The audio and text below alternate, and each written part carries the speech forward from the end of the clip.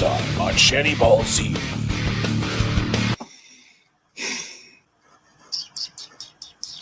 You are constantly in their ears. Why do you keep paying for them, even though they absolutely refuse to get jobs? I'll put it to you this way, because I have to be careful about how I go about answering this. Pretty soon they're going to have to. Pretty soon they're going to have to get jobs.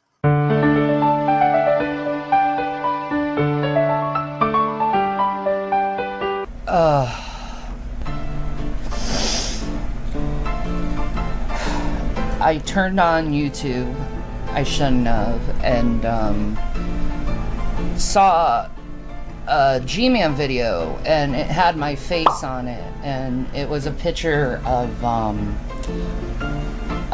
my face imposed on someone punching someone, and it turned out to be someone called Burnt Toast. I don't really know who this person is.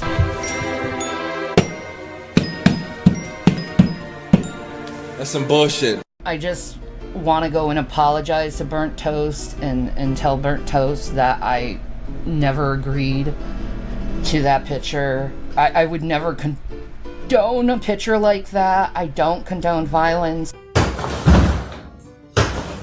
I worked very hard through therapy to correct certain violent tendencies. You're destructive and I'm not! I'm doing everything in my power to support. You know, most of the time I'm preaching and talking about peace and not going after people. The brother-in-law got up in her face, like this close to my face. She pushed him. I didn't push him. I took him by his shirt like this, and I scooted him out the door, and all those injuries was caused by my door that he punched in, but the cops won't believe it because they're idiots here. It makes me wonder if he sees me that way, like I hit people, I hurt people, and I don't. I slapped him across the face. I didn't think it would be that hard. I'm a pacifist. A practicing pacifist. Next time on Shanny Ball Z. I couldn't even swallow my own Just in time for Hallows Eve. Tobacco so fine and pure, it's to die for. Red spooky rollies. He smoked the revs. He smoked the revs, rollies. The spooky rollies. It was a shiny smash. A shiny smash. He smoked the revs, spooky rollies. You guys are so fucking cruel.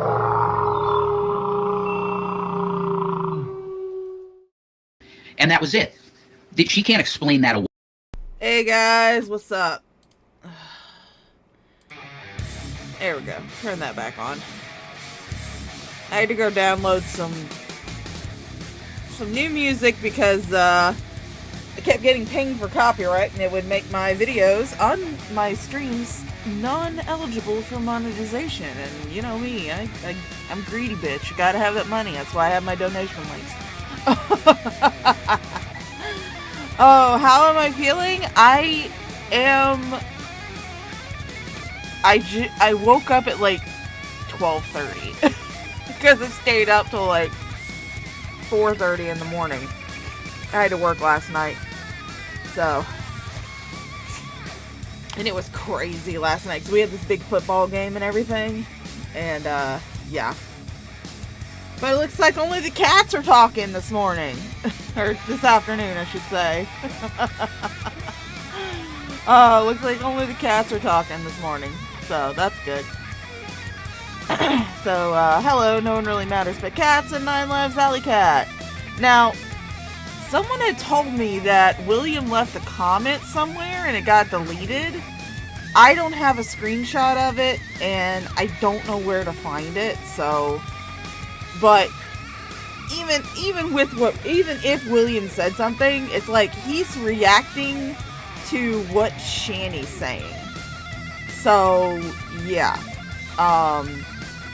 he's definitely reacting to what Shanny's saying, and so I can't really fault him for that, because even when he was being silent, even when he wasn't saying jack shit, she was saying all the shit about him. So, yeah, I don't blame William for reacting. Plus, like I said, he's 18. He's a stupid kid. Stupid kids are going to do stupid things. But I've only got like 4 hours to do this stream, so we need to go ahead and get started. I can find it. Carrie posted it. I need to join your Discord. Yeah. Or if you have a Twitter or a Blue Sky, those are listed in my description below, my links to those two. You can also send it to me through a DM on there, because my DM should be open. But if I have it, I'll read it. But like I said, considering the fact that Shani was saying shit like this before William did anything, when he was being silent and wasn't saying anything, I honestly can't hold him to blame for this, because Shani's just spouting just absolutely disgusting bullshit as usual. Plus, I'm a little stuffy this morning, if you couldn't tell. I'm always stuffy when I wake up. I just make sure that I'm logged into my Twitter. Yep, I am.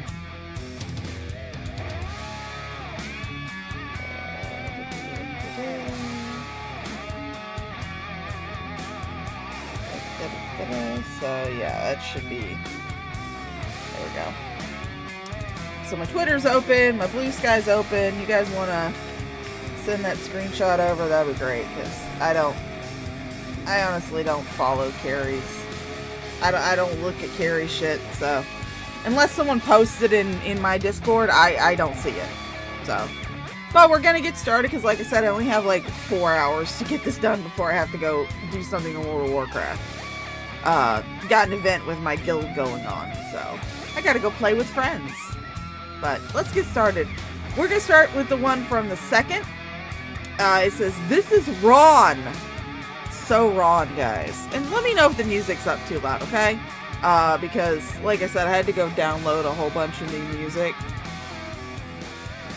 Just a touch. There we go. I had to go download a whole bunch of new music, because the stuff that I was using on Spotify, even though it was listed and claimed to be copyright free, it wasn't. So I had to actually go down into like the creator of music bullshit and download a bunch of that. So, but let's get started. I can't cheat you. Okay, 9 Lives. So, wow, people popped on right away. So, what Hey, can I say Andrea. about the shit that's been going on regarding my son? It's wrong. It's wrong. And then all these people assuming that I'm abusive is also wrong. Like, I've only touched the kid like a few times in his life, and it was only for him being disrespectful. You know. So when you body slammed him, that was him being disrespectful. Even though it was G-Man who claimed that Rev told him, two sources that I would not normally take into account, there is sort of a backup to that. A while back, I don't think she still has it up on her channel, but she did have it up on her channel. Burnt Toast had a 911 call. That was from one of Shani's neighbors.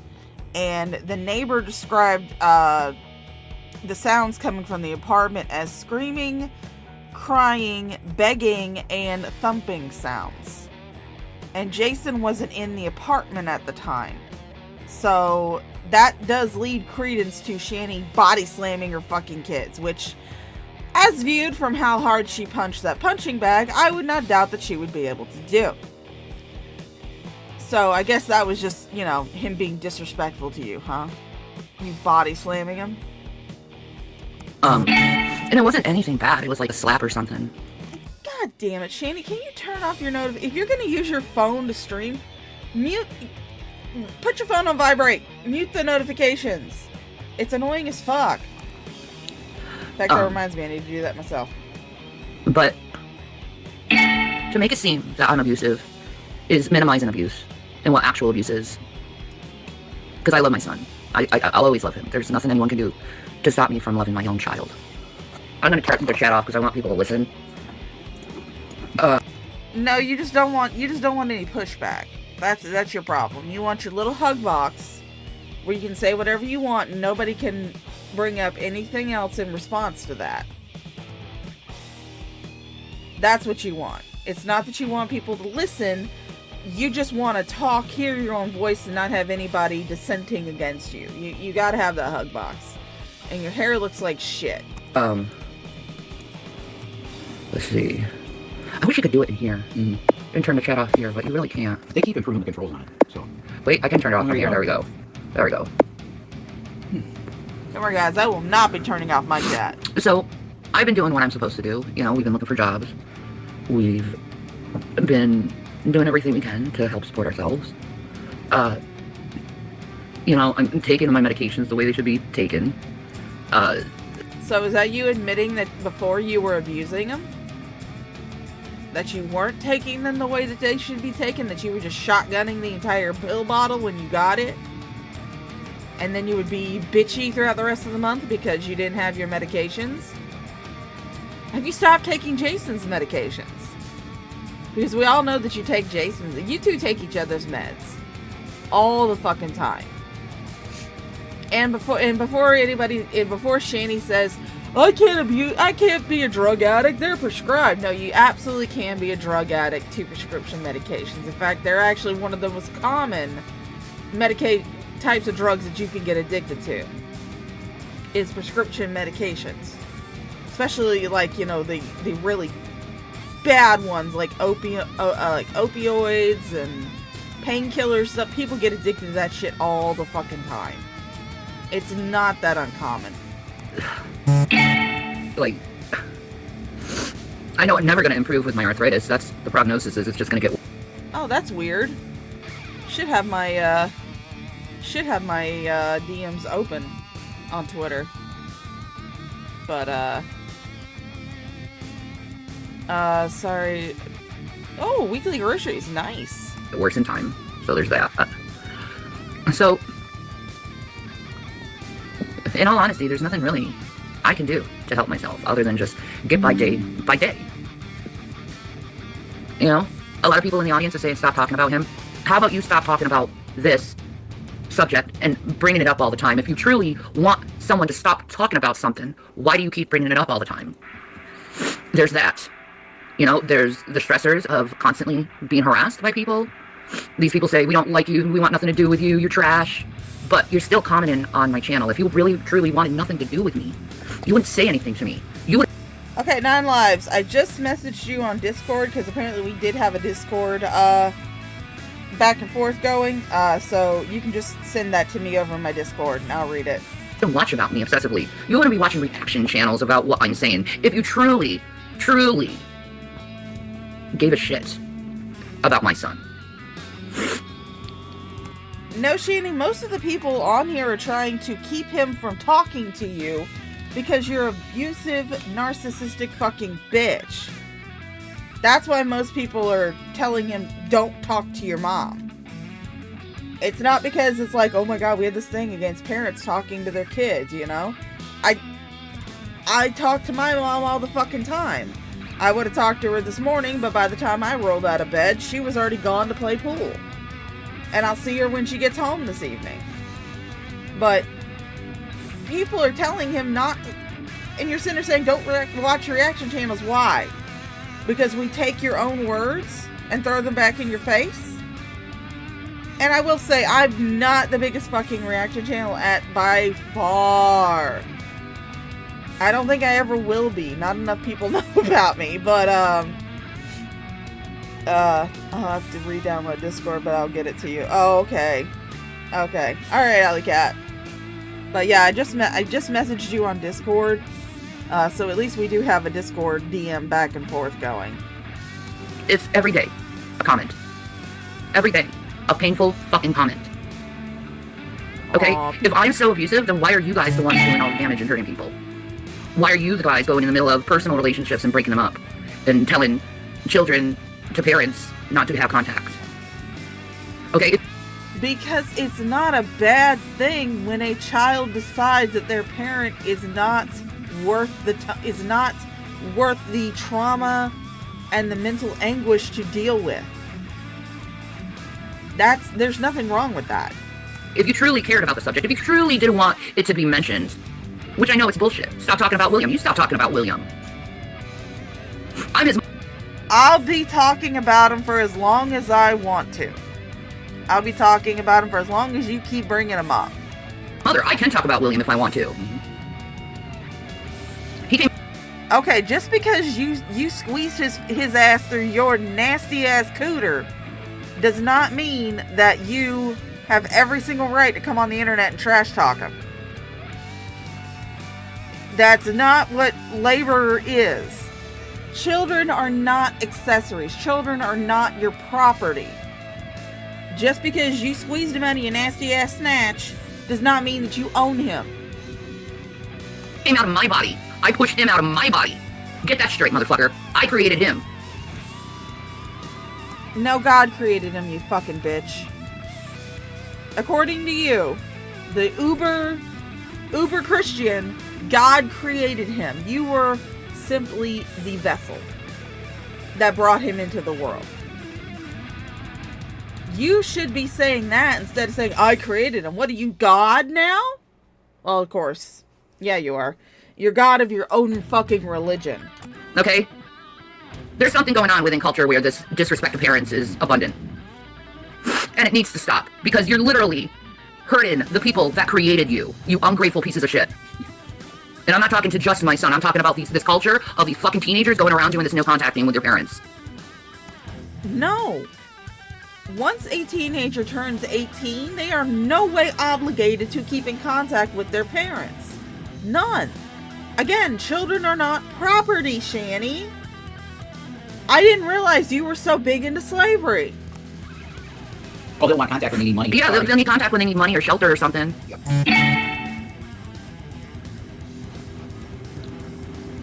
You know? You want to be friendly real quick. You go yeah, exactly.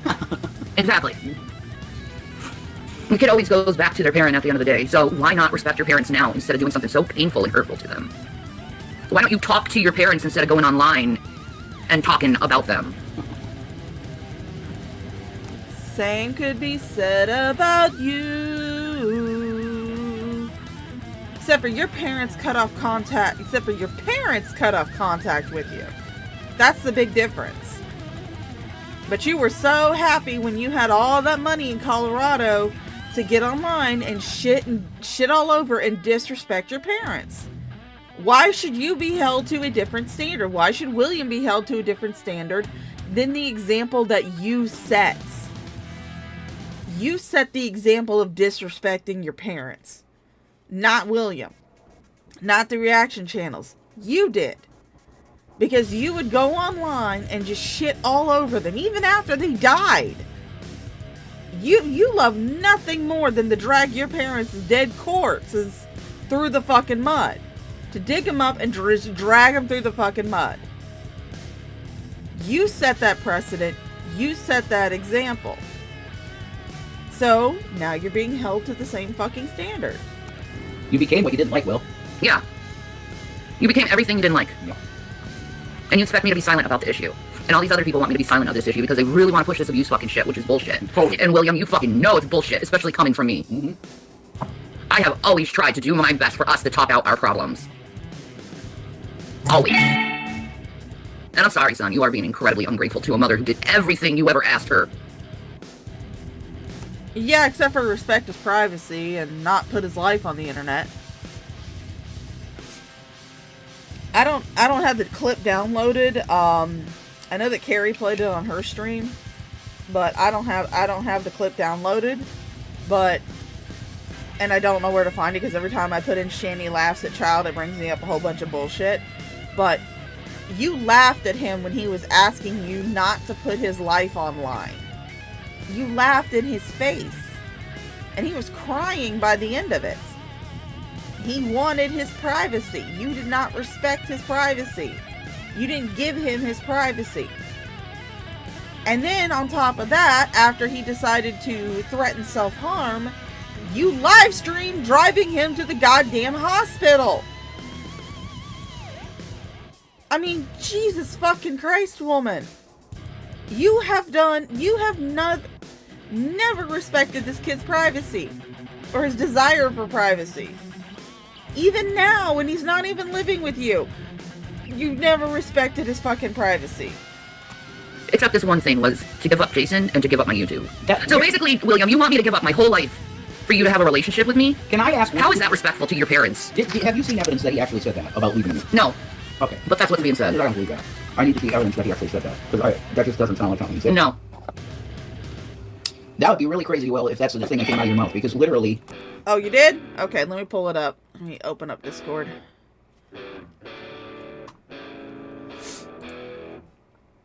Sorry about the screen, guys. Okay. Let me move this over. Okay, so I'm going to read the screenshot because I don't feel like going through the process of pulling it up on my screen. But it says, this is from William's account, Elgato William. It says, stop talking about William. You stop talking about William. Actual 5-year-old behavior from you. Grow the hell up, Mom. Your narcissism is beyond anything I've ever seen. My God. Work on yourself. Get off the internet. If you wanted to work on yourself, you would shut the hell up and move on. Hate to inform you, but I'm doing far better without you. I have a job. I'm building up my art commissions. I'm moving into college for game development. All this came because I put in effort and didn't sit in pity and misery unlike you two. I've been more of an adult in my 6 months of being one than either of you have been. You're going down this path. Your life is just going to get worse. You lost your job. I didn't lose it. You lost it as the result of your actions, going around acting like a moron on the internet and causing drama. Perfectly reasonable. Perfectly reasonable. Thanks, 9 Lives. But perfectly fucking reasonable. That is a perfectly fucking reasonable post to make. He wasn't being, like, abusive. He wasn't accusing her of all the shit. He was just saying, look, I'm doing a lot better without you. And if you want to improve your life, you need to get off the internet and stop focusing on petty fucking drama. That's a perfectly fucking reasonable thing to say. So yeah, Shani's reaction to this is absolutely abhorrent. It just makes me even more pissed off. Because what he said is not unreasonable. He's telling her what the internet has been what the reaction channels have been trying to tell her. She needs to get off the internet, get some fucking therapy, and better her own life. And William did not lose Jason his quote-unquote job. Jason lost his job, first from doxing his job, and then later on from being an idiot on the internet, even though he's a supposed mandated reporter. And Shani, as far as we're aware of, did not have a care plan for palliative care or end-of-life care.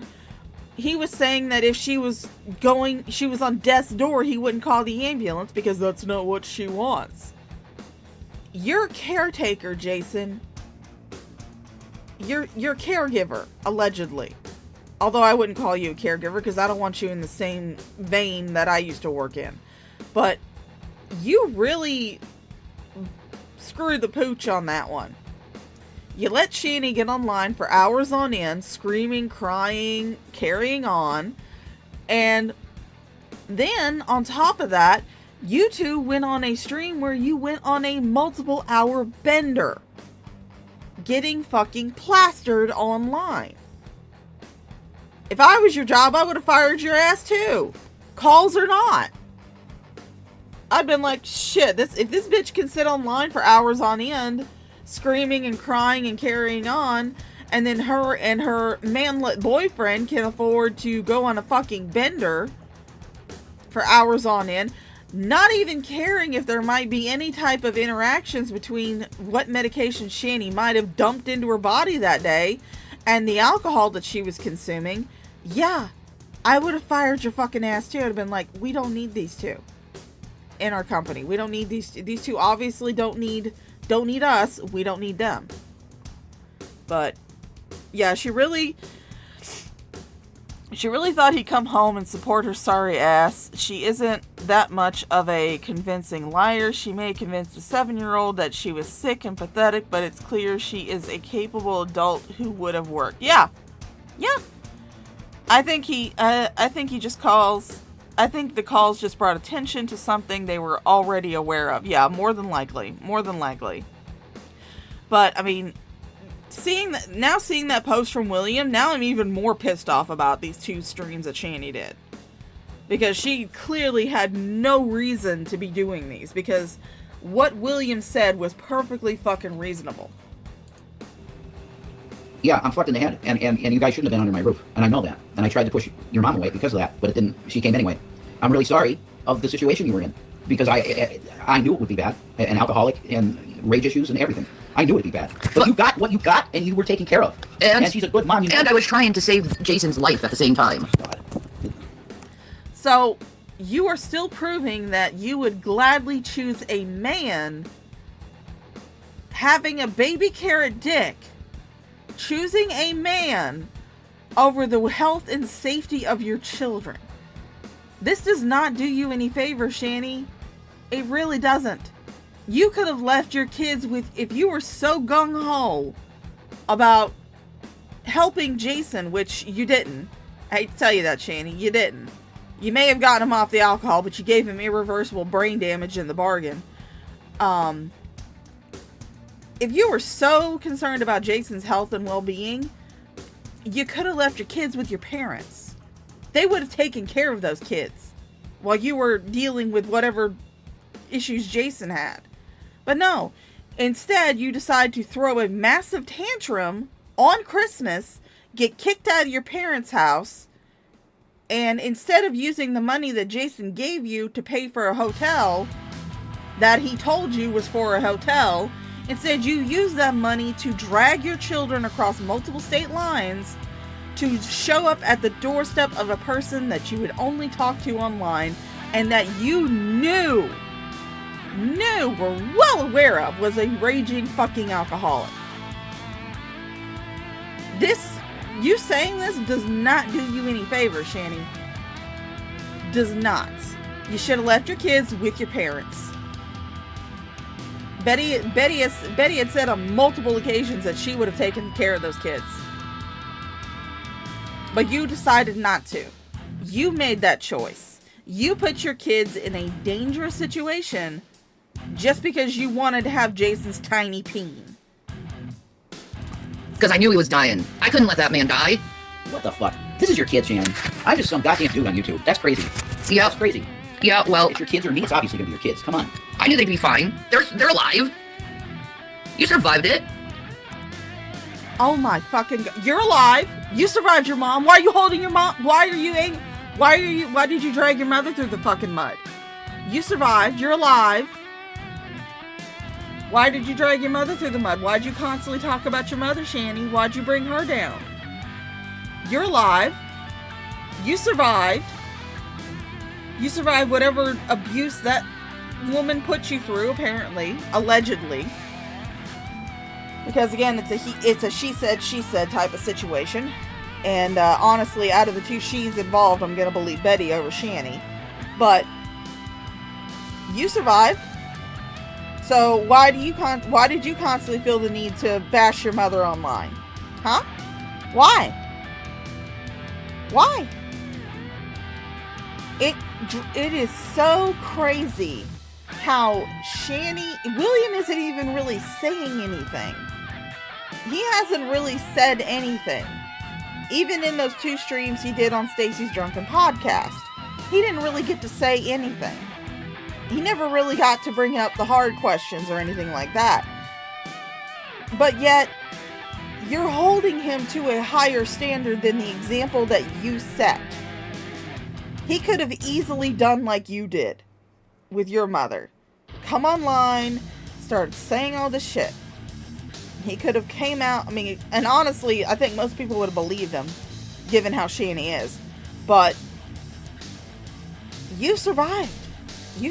So obviously it wasn't that bad. It wasn't that bad, Shani. You survived it. Come on. And it wasn't that bad of a time anyway. You got whatever you fucking wanted. I was always trying to buy new stuff. Like, you want I got a Pokemon. I know, any food he wanted, anything he wanted, he got. I tried to get him into Magic. Like, let's play Magic together. Like, I always was trying to, like, connect with him in some way. And he was always like, Oh yeah, because Shani's love language is food. That's her love language.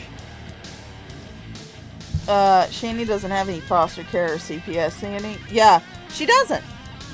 Well, you know, but then again, at the same time, just to be perfectly fair, although, you know, it's Shani, I shouldn't be fair, but just to be perfectly fair, back then when Shani was a kid in the 80s, because I was also a kid in the 80s, it would take, you had to have like physical evidence of abuse going on in order for CPS to step in. It required a higher threshold of proof for CPS to finally step in. So it was different back in the 80s. It was a lot different. So even if on the doubtful spectrum that Shani was actually abused by her mother, it would have been a higher threshold of proof in order for CPS to step in and take her away. But considering the fact that she also had three siblings who were fine, I highly doubt that CPS would have done it. I highly doubt she was abused anyway. Whatever. Just wants to be on the computer and the fucking phone all the time. That's right. Fine, whatever. But I get it, you're a kid. You want to do your own thing. Fine. You know? But it's the level of ungratefulness to go online and talk shit after you know your parents did the best they could for you is just beyond repulsive. It's beyond... You guys are still stuck on this? You're still fucking stuck on this. Again, William barely got anything out during the drunken podcast. Stacy's drunken podcast. Stacy was too busy drunk rambling over him. He barely got anything out, and he had to placate a full-grown man's fucking ego.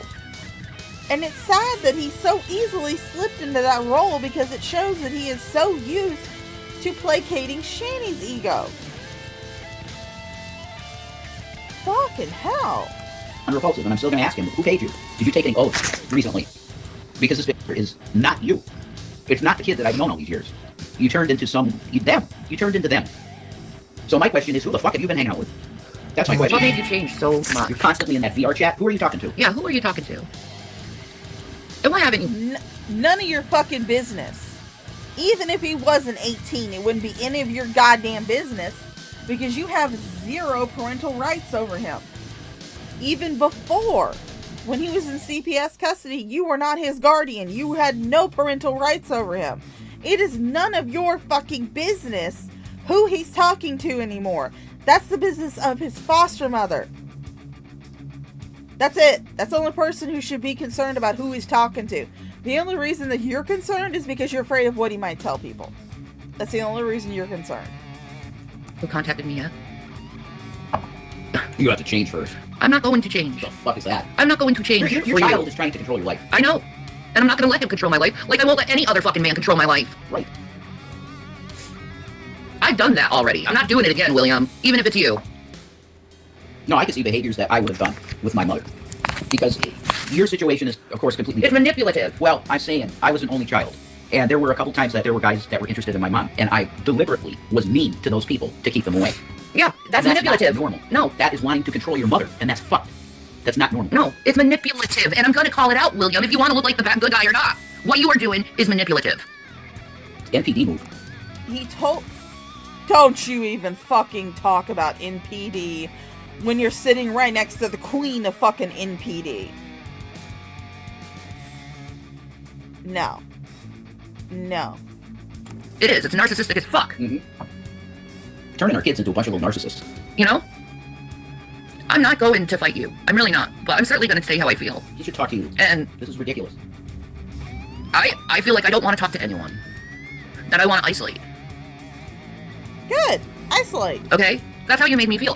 Things were looking up before all this happened, William. Things were going good in our life, and the right fucking track, and you started this, and what happened? All these people called Jason's job and got him fired. Yep. And now we're at square one again when we were actually... No. The calls, again, like it was mentioned in my chat, The calls probably brought attention to something that they were already aware of. That you two were grifting the system. Sorry, I'm adjusting and putting on my slippers. But the calls probably just brought attention to this fact. But you two were fucking idiots who... Sorry. Like I said, I just woke up, so body stiff. I've only been up for about an hour.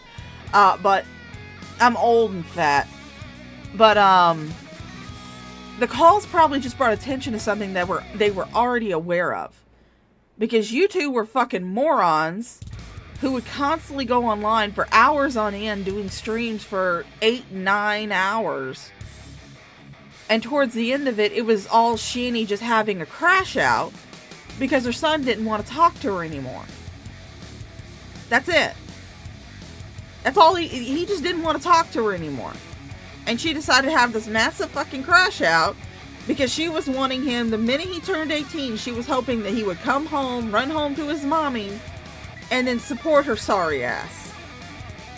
And your sorry ass, Jason. That's what y'all want. That's what y'all were thinking of. You guys were thinking about how, okay, he's 18 now, he can work. He can work now, get a job, and support us. Because again, even if Jason did have this little job that he had doing the caregiving for you, Shani, you guys don't have any bills to pay. You really don't. You're on Medicare, you're on Medicaid, whichever one, I don't know. But you get basically free drugs, free doctor's visits. You could get free transportation to go to the doctors. You have a government phone, issued phone, which is why the video looks like shit. So the only thing you really pay for is the internet. Because the uncle pays for everything else in that house. Lights, utilities, all that other shit, uncle pays for. You guys aren't paying for shit. So what you guys wanted him to do was to come home, work, so you could take Jason's check, pay the internet with it, take William's check, and buy yourself some fucking Delta 8.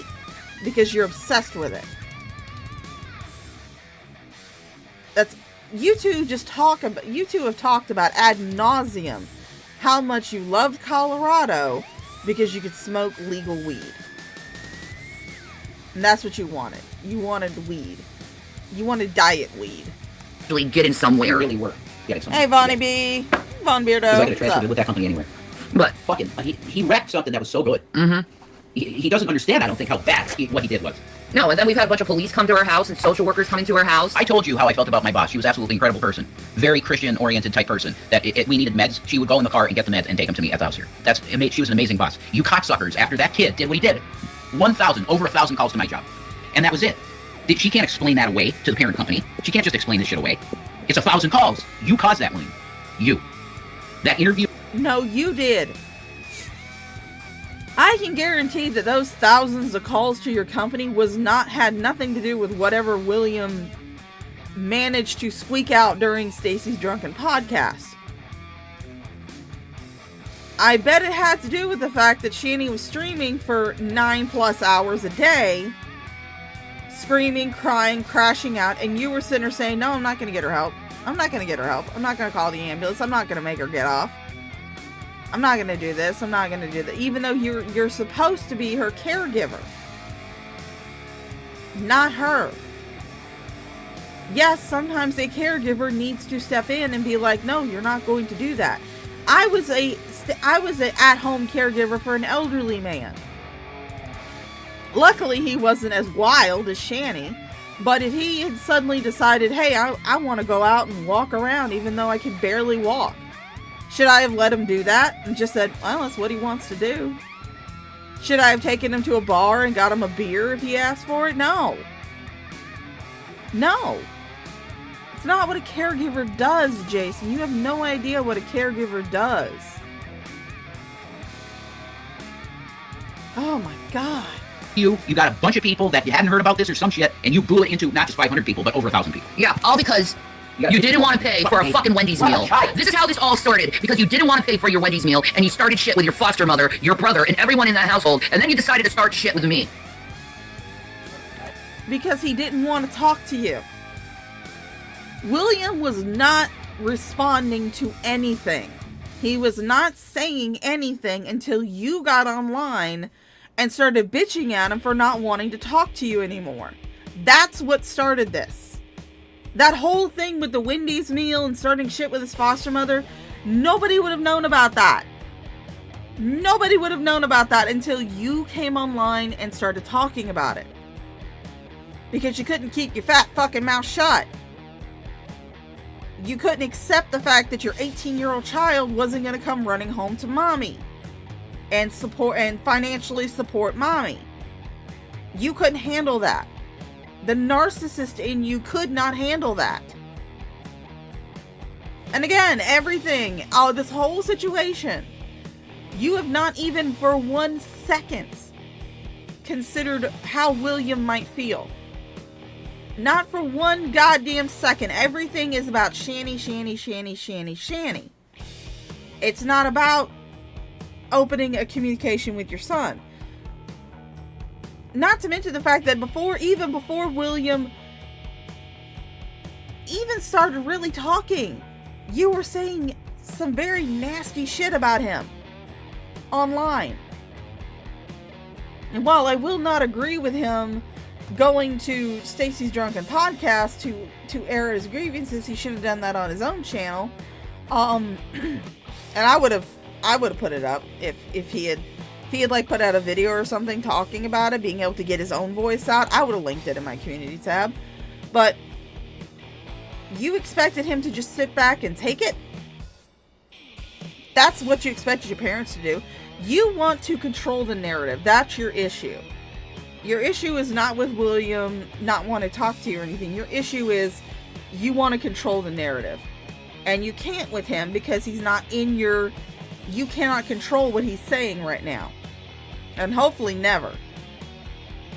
That's what you want. It's not to have a relationship with your son. You want to control the narrative. Like every other fucking narcissist on this platform. Hey, Raph, what's up? And I'm tired of it. I'm tired of the bullshit. I'm tired of the comments. I'm tired of it all. And it's all because of you, William. And you're going to fix this problem. Because you did it.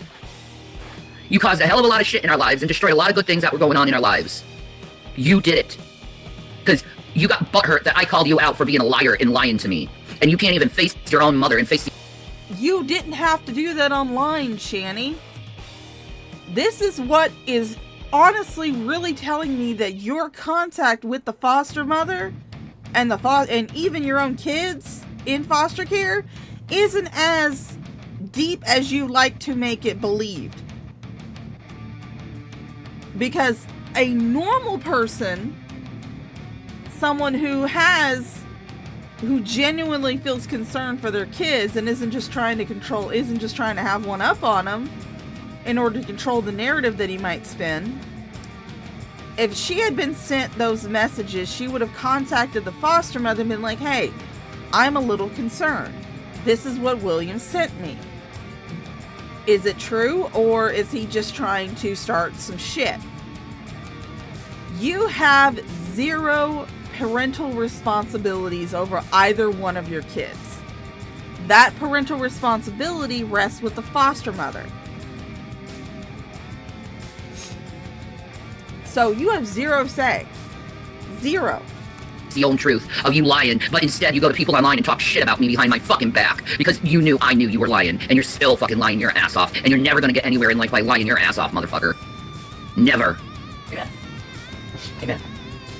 You're gonna have a lot of serious problems with people, and eventually these trolls are gonna catch on to what you're doing, and then you're gonna get hell more than I ever have. Because you didn't listen to me. You didn't listen to me. You honestly think that all of the trolls are gonna start going after an 18-year-old kid who was a clear victim of child abuse? People don't have to, because they've seen your abuse in your videos, Shanny. They've seen that, even if there are only like a handful of examples, how you act online, how you act around your kids in the front of a camera, only doesn't even tell the story of how you might have behaved around them when you weren't on camera. There are clear examples of you being a manipulative, emotionally abusive person. Psychological abuse. Yes, it may not leave physical marks on someone, which I highly doubt that you weren't physically abusive to your kids, given the fact that you have this absolutely raging fucking temper.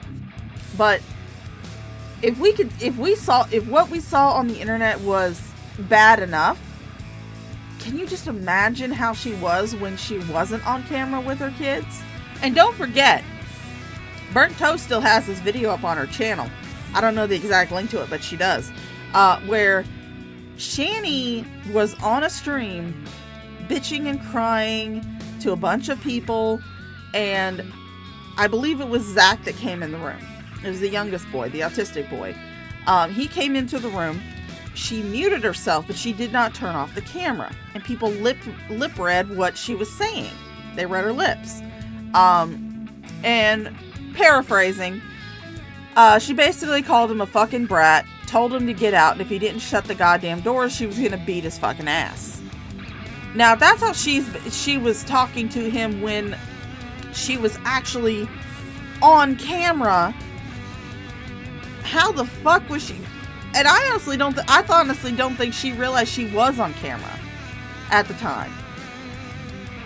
So that was her behavior when she thought that nobody was listening and nobody could watch her, nobody could see her, nobody could hear what she was saying. That was how she behaved toward her children when she thought that nobody was looking. Just imagine going through years of that shit. Years of that shit. When I was a kid, I don't think I've ever had my mother tell me that when I would come into her room if she was doing something. She's usually, now of course, we're both adults. I'm 42, and I live with my mommy. I also help her with bills and shit because, we're both divorced, both single ladies, and it's just easier to pay bills when we live together than have to spend every cent of our paycheck on household stuff. Instead, we split things. But now we playfully, cuss at each other. Like, she'll call me in there to give her like her insulin shot at night. I'll call her a bitch. She'll call me a hoe, stuff like that. It's playful banter with us.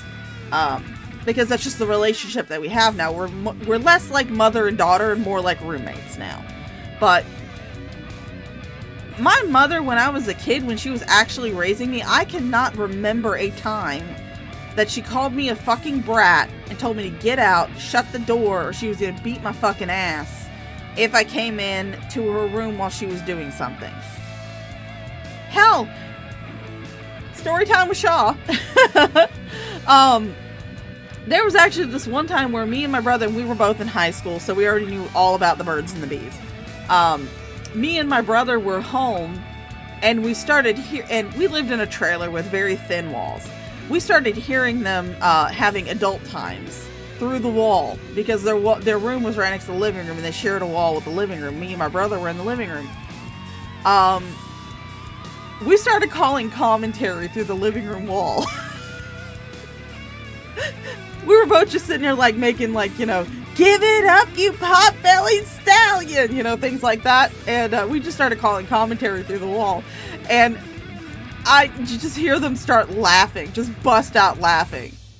And when they came out, they weren't angry, they weren't pissed, they didn't yell at us, or they were just like, y'all fucking wrong for that, man. You completely ruined the mood, completely ruined the vibe, and we're just both like, well, don't do that when we're in the house. But, I've never had my parents tell me that when I would come into their room while they were and interrupt something that they might have been doing. Never. In a million years. You didn't stay away from these people like I told you to, and I was trying to protect you for years to stay away from these people. Hi, Live. Oh, I think it's fun. Yeah, it's fun to hurt your own parents. Wasn't it fun? You're a sick person. Holy fucking shit. Oh yeah, I forgot to say hi to the people who are coming in. Hello, Tubian, and hello, MacTac. How you doing, honey? How y'all doing today? Do you remember all the shit that happened in Colorado? All that bad stuff. Now you're sitting in rooms with the same people that caused it. Hello? The trolls did not force you to... Excuse me. Sorry. The trolls did not force you to give up alcohol cold turkey to the point where you were having seizures and got irreparable brain damage. The trolls did not force you to leave a house that was already paid for. All you had to do was pay property taxes on it to go run away to Colorado so you could smoke yourself even more fucking retarded than you already were. Nobody forced Shani to slap you. Nobody forced Shani to beat you with a fetish whip. Nobody forced Shani to call the cops to try and get you arrested, and then she wound up arrested instead. None of the trolls forced that. Nobody forced you to move from place to place. That was your own fucking actions and your own fucking behavior that caused that shit. None of the trolls forced that on you.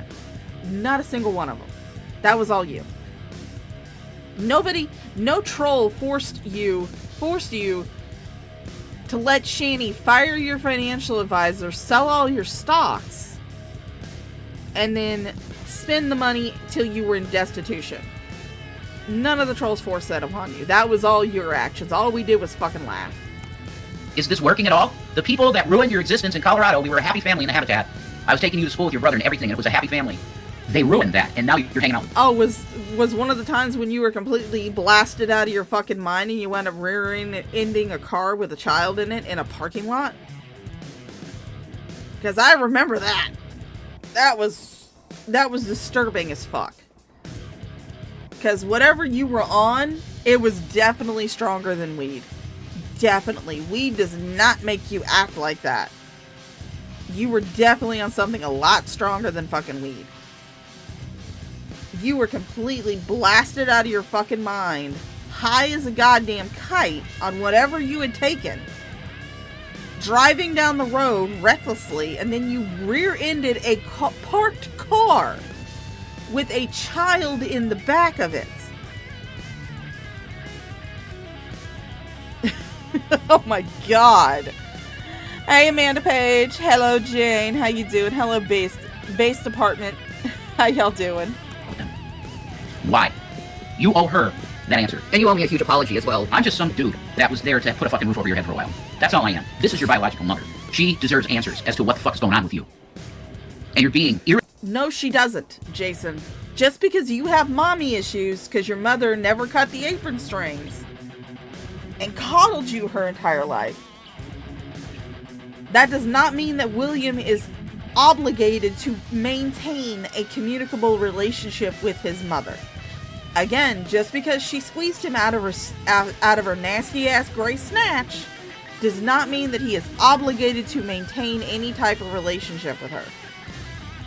I honestly think that William will be just fine disappearing after everything that happened. The only reason he went to the drunken podcast, to Stacy's drunken podcast, was because he wanted to defend himself from shit that Shani was saying online about him. He didn't even think about going online to anybody else until after that point. Because I know that he approached BGTV. I know he approached Burnt Toast. Both of them said no. We're not comfortable doing that. So Stacy was actually his rebound, which not a very good choice there, William. I will say that much. But William, I think, would have been fine just being silent. Just going on his life, not talking to her. But she had to come online and start bitching about the fact that he didn't want to talk to her anymore and start bringing up all of this other shit. Pretty heinous fucking shit. And then he felt the need to defend himself online, which, I mean, I don't think that was the best choice, but it is within his right to defend himself online. irresponsible and an asshole. I can call you that. An immature child. Yeah, this is something that a 15-year-old kid would do.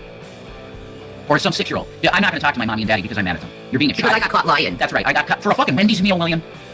You started all this stuff over a Wendy's meal? No, this is a plan. You've been talking to these people in Discord, you've been plotting all this fucking shit, and you did it over a goddamn Wendy's meal? It's obvious something else is going on. And the foster mom knew it. William, if you heard the shit that the foster mom said about you, your toes would curl. She knows you're playing games and fucking around in that household. Again, I do not honestly believe that you two are in any, especially you, Jason, because you have absolutely zero right to know anything that's going on while they're in foster care. You have no connection to those kids other than the fact that you just happen to be the person their mom is banging. Like, literally. Banging. But you have absolutely nothing to do with those kids. Nothing. And I honestly don't think that Shani is as in much contact with the foster family as she likes people to believe she is. Due to the fact that instead of approaching the foster mother about whatever William said, no, you guys, the first thing y'all did was call the fucking cops. You could have approached CPS with some of the shit that William was saying. You could have talked to her, you could have I swear to God, English. Words are hard.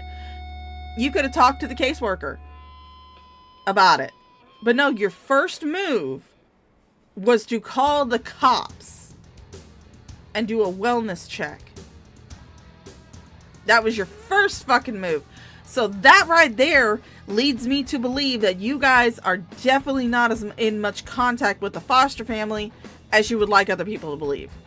I honestly do not think that she has been sharing William's dirty little secrets with you two idiots. Mostly because she probably knows about your online personas and your online footprint, and she probably doesn't want you two involved because you two cannot keep a secret for the life of you. You think you're smart. You're not. You're not as smart as you think. You don't hide stuff well. See, me and your foster mom talked, William, and you damn well know it. Oh, you talked. You damn well know it. He's being therapy. Hardcore therapy. He does need to go to therapy, and you promised me you'd go back to therapy, and you didn't. Hey, he's lied to you about so many things. It's really crazy. Oh, I earned the money to get my computer. No, you didn't. Lied. No, you didn't. That was bought and paid for by your foster mother. You're a liar. You lied to me about you earning all this shit, and I was so proud of you. And it was all a lie. I mean, I don't know what else to say. If you would lie about shit like that, about how you got your computer in VR, you think I'm going to trust you at all about anything you say? Right? And then you cause all of this bullshit over a Wendy's meal. Are you serious? There's way more going on here. Way more. Yeah. Why did you want to leave your foster moms? That was bullshit. Why did you start all this shit with me? And then I find out you're lying. Why did you do all this goddamn shit and hurt me like you did? It's all attention seeking. That's what I saw. It is. Wendy doesn't even need to do that because you want to talk to him all the time. Exactly. This is the type of stuff that your kid might do if they were ignored. All right? If you're just parent, you're going to work every day, you come plop your ass on the couch, watch TV, and then go to bed again, you're not paying attention to your kids. They might do something to, I'm going to steal some shit from the neighbors or something, cause problems so they can pay attention to them. That's what I thought was going on here. But no, your mom always loves to see messages from you when you were communicating and everything was cool. She loved talking to you whenever she could. Did you think I was ignoring you because I was giving you space? I was giving you space. He said he wanted space. Yeah, you said you wanted space, so I gave you space. So no, you didn't, Shani. No, you didn't. I honestly do not believe that you waited 5 seconds between William cutting off communication with you and you coming online starting to talk shit about him. I don't think there was any type of pause. You did not give him space. You came online for hours on end, and just because you may have gotten rid of that channel does not mean the videos are gone. I'm actually using a archive channel called Graveyard Flowers. Love Graveyard Flowers. She is doing the Lord's work. But if you guys would like to go give Graveyard Flowers some love, she is an active Shani archiver, does amazing work, gets videos really quickly, and she uploads them after doing some basic editing like adding the filter and stuff. Definitely go sub to her. Lovely person doing the Lord's work. But just because you got rid of that channel does not mean those videos are gone. People have seen those videos. People have reacted to those videos. Hell, I reacted to some of them while you were doing them live because at the time I did not have a job. I do now. I'm off today, luckily. I'm a late night cookie delivery driver. So, but at the time that I was covering you live, I didn't have a job. So I got to see all of that shit going on in real time as it was happening. People have seen those videos, Shani. You did not give him space. You came online berating him for not wanting to talk to you and going on and on about, oh, this is making me feel terrible. I feel this way. This is breaking my heart.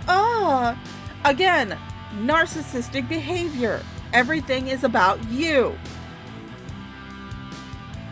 If you are truly wanting to give William space and truly let him have his own life, the only thing you would have said was, you know, hey son, I understand you want your space. I'm going to give you that space. This is going to be the last time I'm going to talk to you. This is going to be the last time I'm going to discuss it. But the communication route is open if you ever do want to reach out to me. But you can't do that. You have to control the narrative. You have to control people who are around you. And you think that you have the ultimate control over your own kids just because you happen to shit them out. You were an incubator, Shani, if anything. You were an incubator. That's all you were. That's all any parent is. Brass tacks, the basest thing that a parent does is contribute genetic material. Mama Shaw started out as an incubator. She became a mother by taking care of her kids, by working her ass off to make sure that we had everything that we needed,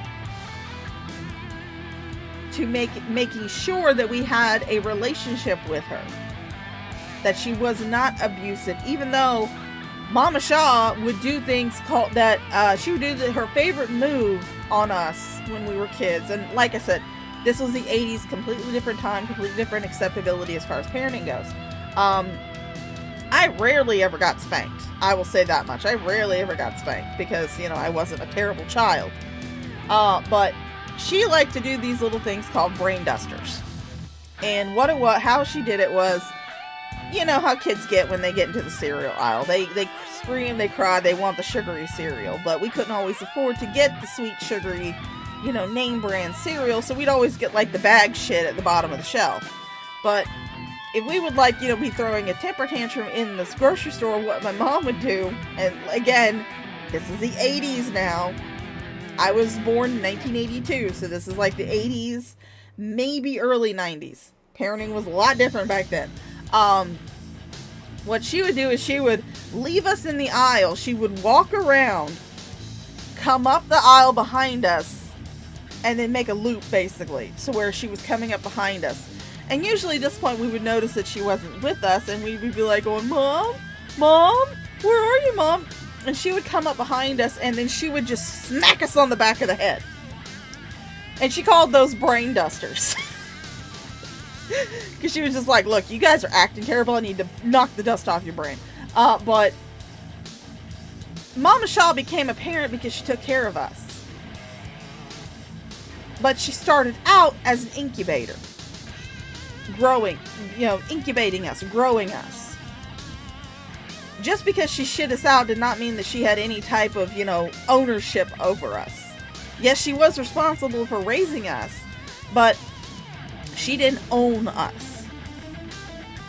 Kids are not property, Shinny. They're not accessories that you can put on and take off whenever you want. Although you seem to think so. CPS summer vacation, anybody? So what do you fucking want now? You want me to give up everything in my life? For you. Someone who's already hurt me. How do I know you're not gonna give up everything and then you're gonna hurt me again? Do you see the logic there? Whatever. I'm certainly not lying about my life or anything that's going on in my life. Bullshit. I know what's going on in my life. Bullshit. I know the struggle is real. But you go in and start all this shit and people won't leave me alone? Look how stretched out that fucking shirt is on her chest. Good lord. You barely read. I can see it says Hello Kitty. But you can barely read what... I mean, I'm wearing one of my shirts. Yes, I bought my own merch. But I'm wearing one of my shirts. And it's not stretched out at all. Because I'm wearing a shirt that is the appropriate size for me. I'm not trying to squeeze my fat ass into something that's like 3 sizes too small. Shani sure as hell is. Oh, and they're continually harassing me and plotting shit against me because of this falsehood shit you brought up? You owe me a serious fucking apology. And I mean like flowers, chocolates. Again, I'm hearing banjos. Flowers, chocolates. You're acting like you're a jilted ex-girlfriend, Shani. That's how you're acting. That's what you're expecting as far as an apology, is something that a erring boyfriend would give to his jilted girlfriend, or an erring husband would give to his wife? That's what you're expecting? No. Oh my God, no. And don't get me wrong, on Mother's Day, I would get Mama Shaw. Usually I would get her like some flowers and a Visa gift card so she could buy what she wanted with it. Because right now she's really into crocheting, but when I was younger, she was really into beadwork. And so I would give her the Visa gift card so she could go buy herself some beads. One time I bought her a little primrose plant. And it's still growing in my grandma's garden. Because she gave it to my grandma. Because my mom, she was like, Grandma will be able to keep it alive. I won't.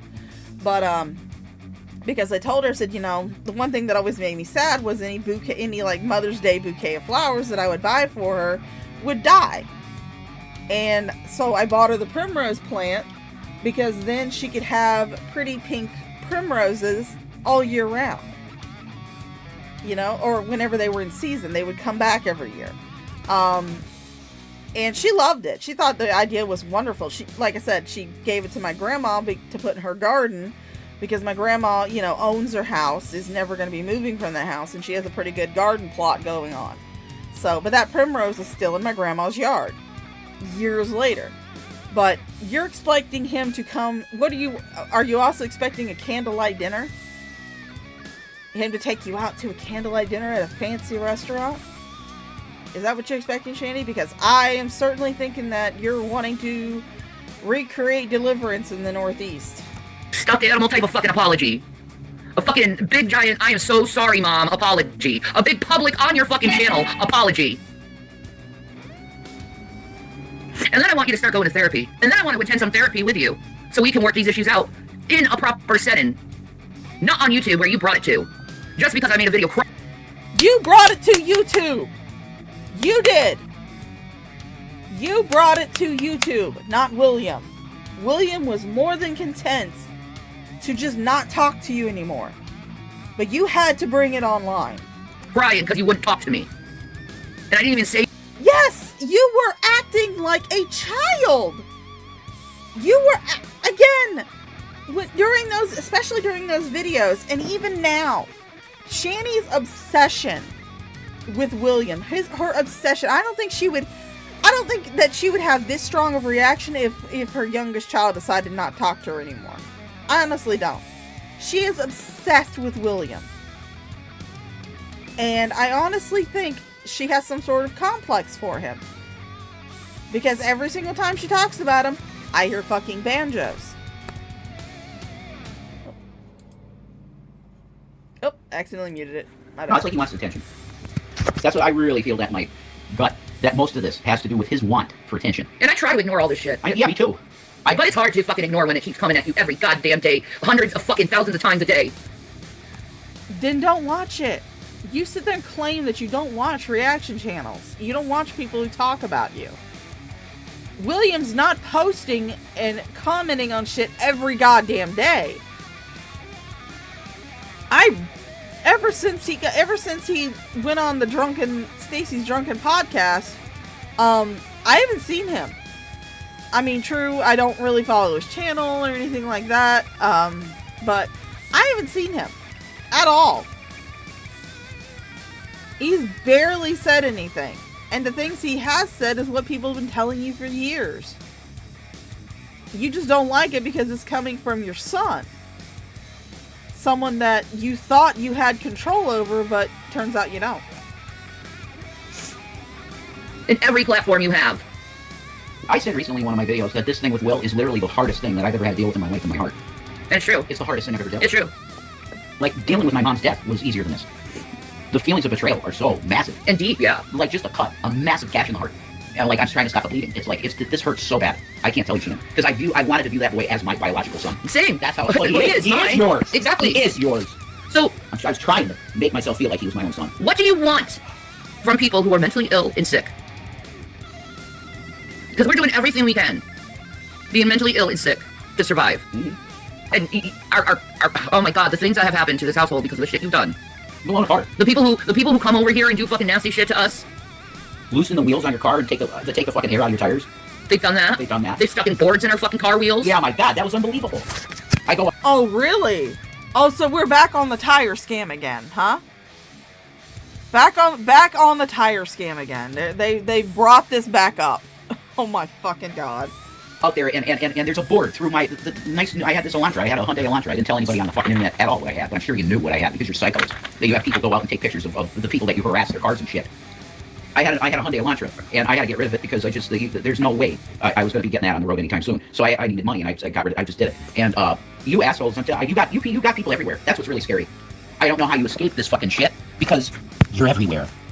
You stop talking about it. You stop reacting to it.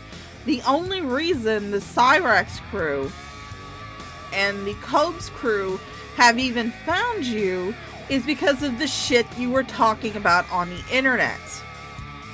Because Shani was being absolutely unhinged when it came to William not wanting to talk to her. You brought this on yourself because you continue to display this erratic, irrational, absolutely insane behavior. And that's going to attract trolls. I'm sorry, but that's the way the internet works. You're like demons. You have people everywhere. Correct. It's scary, the amount of reach they have. It is. It's frightening. But we got bills to pay still. We got things we need to do still. And we were doing something. We were doing something. We were paying bills. And you took it all away from us. You were paying a bill.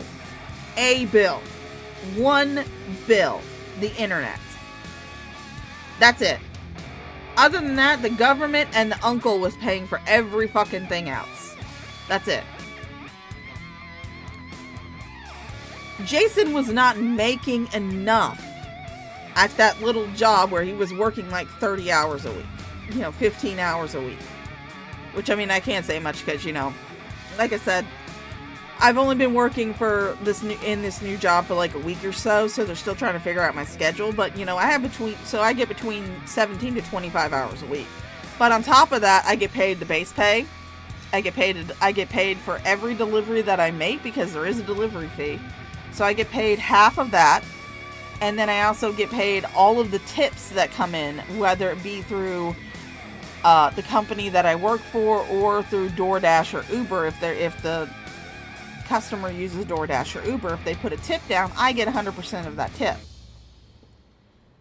But so I made, I want to say because I got my first check this past Friday, and it was like $260. And before anybody says, oh, well, that's nothing. Well, we get paid weekly for one thing, and that was only for 3 days. Because all I had on that check was Friday, Saturday, Sunday. Because the pay period ends on Monday, and you get paid on Friday. So I only had Friday, Saturday, Sunday on that check. And I got paid $260, which to me, for it being just 3 days, that's still a good bit. That's still a good chunk of change. But so I can't say much about him only working 15 hours because I want to say this past week I had like 18 to 20 hours. But like I said, they're still figuring out my schedule, still figuring out where I need to fit in. And also I'm the type of person where I'll stay if I'm needed. I've come in. They've texted me to come in early, a couple of days. I've stayed late a few days. No issues with that.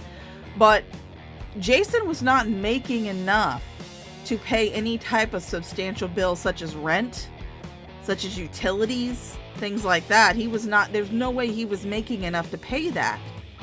So you guys were only paying one single bill, and that's the internet. Because between the government and the uncle, you guys had everything else covered.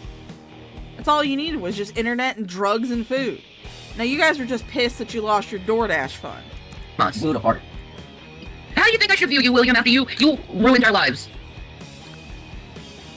Gotten us fired from our jobs. Took our income away. You wanted attention. He got it. You expect silence on that?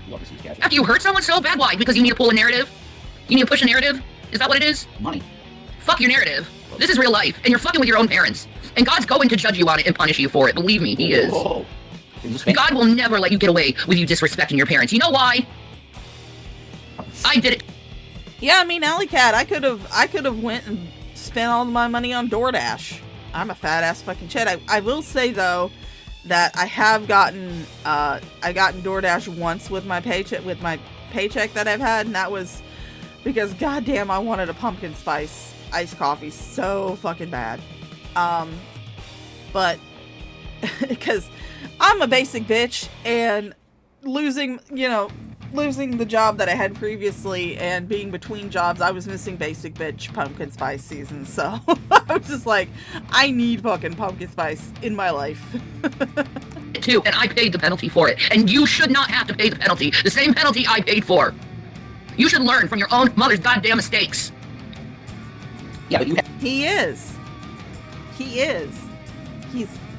Again, I read the comment that he left for you. In fact, I'll read it again for the people that have come in, because I know my viewership has gone up and down. I'll read it again. Get it. I'll read it again. This is what William said that brought this on, apparently. It says, stop talking about William. No, you stop talking about William. Actual 5-year-old behavior from you. Grow the hell up, Mom. Your narcissism is beyond anything I've ever seen. My God.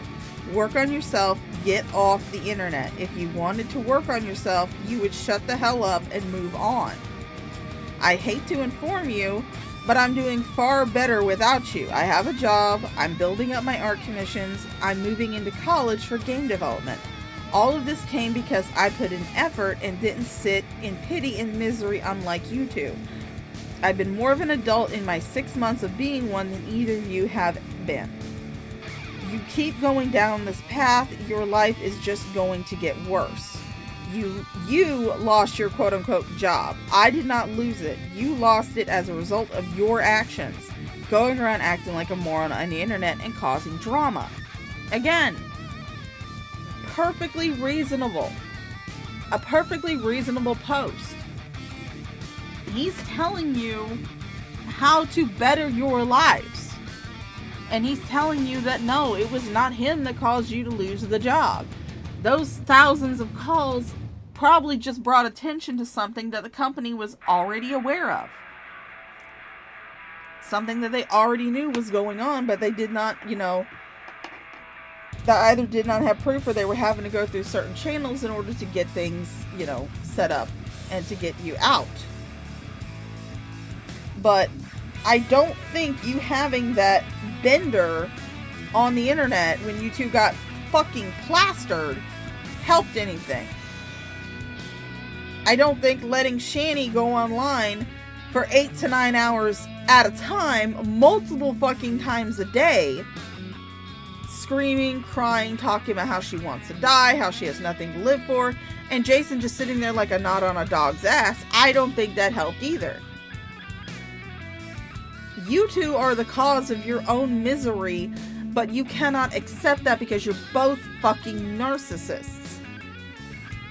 And everybody else is to blame for shit that you did. You had reason to turn. Because I do. was so abusive. You know Mom was abusive. You are not. You've never... No, I never did the things that Mom did to me to you. Ever. She barely disciplined you, William. Barely. She let you fly free. Always. Always. Even to the detriment, I did not agree with her. You damn well know that. If you were going to hear something, it was going to be from me, because I said these kids are just doing whatever the fuck they want. I was always lenient toward you. Too lenient. Yeah, too lenient. But you're a good mom. You love them. That's the point. It's love. You do. I just don't agree that you let them be too freebird. And yeah, and here it is. He's following after my fucking path. The same fucking path I led down. Well, the issue is... And it's not even true. Why? The issue is that they destroy houses. They'd live the way they want, and they would clean up, and they would destroy houses. That was the big issue with them. And I just thought that the discipline was needed in that. You need to do this. You need to do that. They still didn't. Like, William would not do that cat box in fucking Hova. He just wouldn't do it. You guys wonder why the fucking box looked like that? It's because of him. That was... Even if it was his chore, even if the cat box was his chore and he didn't do it, once you started noticing that the cat box was fucking leaking shit all over the goddamn floor, and again, That bathroom that the cat box was in was on the main fucking floor. Where the kitchen was, where the living room was, where William's bedroom was. Even if that was his chore, you should have noticed that that cat box was getting way out of hand, and you should have cleaned it yourself. You were neglecting your animals because you were wanting to put the care of them onto the kid. You didn't want to have any, you wanted all the accolades for taking care of these cats, but not wanting to do any of the work that constituted taking care of those cats. Once you started noticing that shit, which it should have been easy considering the smell, but then again, you guys were probably nose blind to it because it's been going on for years, you should have done it yourself. It was one fucking chore the kid had, one. He had his own apartment. Shanny and I were never down there. He had his own phone, he had his own computer, he had his own iPad.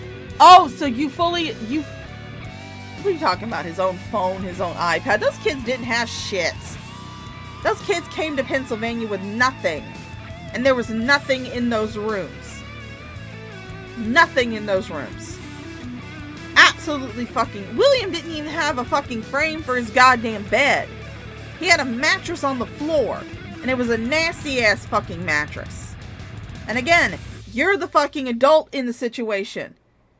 At the time, he was like a 14 to 15 year old kid. In Colorado. You should have taken responsibility.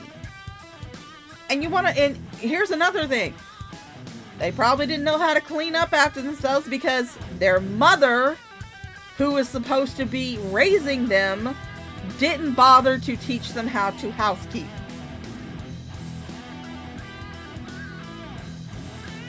I mean, a lot of it is the product of the raising. He had his own, he had Nintendo stuff. I mean, everything he wanted, he got. He even got this specialized pen so he could draw on his iPad. Yeah, it didn't work though because it wasn't a pro. I was going to get him a pro iPad. It's like $2,500 for a pro one. I thought I had a pro. But no, we lost money and you decided, oh, they're not good enough for me no more. Is that what it is, William? Wow. Huh. Holy shit. If that's the way you were thinking, I shouldn't have bought you nothing. Zero. I should have got you nothing. Yeah, that's why I'm saying you're completely ungrateful. You wanted to go in foster care because of how hard the living was. Mm-hmm. And then you spin it to like we were starving you. You were eating everything up in the house. Everything. We were left... Bull fucking shit. Bull fucking shit. If you guys want to go back and see how Shani looked around the time that she lost her kids to CPS, there's another archive channel, not active anymore, doesn't upload anymore, but they were uploading around the time that Shani lost her kids to CPS. Go look at the stream where she announces that the kids are going into CPS. You will see how big she fucking was at the time. I will admit she looks like she has actually lost some weight. Not as much as she should have being on Ozempic, and if she was eating correctly, and if she was getting up and doing activity, she would have lost a lot more weight. But she actually does look like she's, especially in her face, she looks like she's lost some weight. But if you go back and look at those videos around the time that she lost her kids, you'll see how fucking massive she was. Her face looked like a goddamn moon. She had Amberlynn Reed moon face. And I'm sorry, Jason. You guys can sit there and scream till the cows come home that the kids ate up all the food.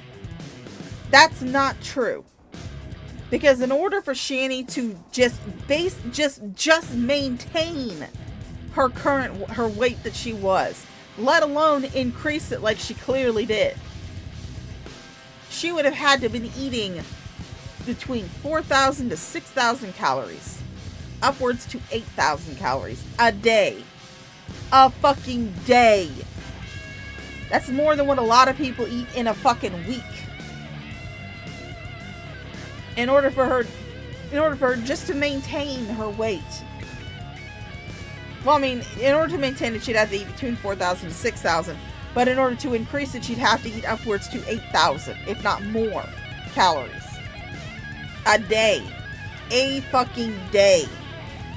You cannot convince anybody that those kids were eating up all the food and you guys were just left with like rice and ramen. No. That's just not for reality. That's just not the way the body works. That's not the way metabolism works. That's not the way obese bodies work. It just isn't. With ramen noodles and oatmeal. And if we were lucky, we got some chicken tenders before they were gone in one day. We were starving, legit. We were. That's why sometimes we were having fights then, because we were starving. We were eating nothing but ramen noodles, and me with the peanut butter. Remember the peanut butter jelly rice? What? That happened after the kids were taken. And again, you cannot convince me that the kids were eating up everything in the house. Not especially when you guys were getting like $800 worth of food stamps when you were in Colorado. Because the peanut butter and jelly rice was something that happened in Colorado. Which, ugh. I don't even want to imagine what that is. I will say this much though. Me and Mama Shaw have been, we've had tough times. Where we've barely had anything in the house. You know what Mama Shaw would love to make for supper that would be absolutely filling and delicious? Scrambled eggs and rice. With some butter and salt. Shit is phenomenal. There's a lot you can do with not a big budget. And these were eggs that, because my aunts, they both raised chickens. So my mom would get the eggs from my aunts. And then she would make us scrambled eggs and rice for supper. And that would be absolutely, oh, that was so good. It was warm, it was filling, it tasted good, and all it was just very simple. Rice, scrambled eggs, fresh from the farm, fresh chicken butt nuggets, and butter. With some salt and pepper. Very, very fucking simple. But it was filling, it was warm, it was delicious, it was a good dinner. And Mama Shaw has actually gotten into the point where we now have food stashed all over our house. Non-perishable food. Non-perishable food. Let me just make that clear. Non-perishable food. She has that stashed all over her house, and she got all that food from farm shares. Because she would get up early on Saturdays, drive out to the farm shares in her car. They'd put food in the back of the car, and then she'd bring it inside, and we would put it away. In fact, one of the best things that we actually gotten was we actually, in a farm share, mind you, a farm share. We got like 10 bags of Starbucks brand peppermint mocha coffee. And it was type, you had to brew it and everything. So it wasn't like, the K-cups or anything like that. It was just the bags of coffee. Got that in a farm share. That shit is put away. Because Mama Shaw knows I love my coffee. And I haven't really made my own coffee in a while. I need to get back on that. But Mama Shaw knows I love my coffee. And so she did not... Because sometimes she would... if we had like stuff that, we knew we weren't going to eat, she would give it to somebody that she knew would. But the coffee, no. She's like, we're keeping all of this. We've got... container, like big plastic containers stashed away all over our house full of non-perishable food that we can eat if things get really tough. Fortunately has not gotten so tough that we've had to crack into our emergency supplies, but they're there. We know they're there. So you're full of shit, Jason.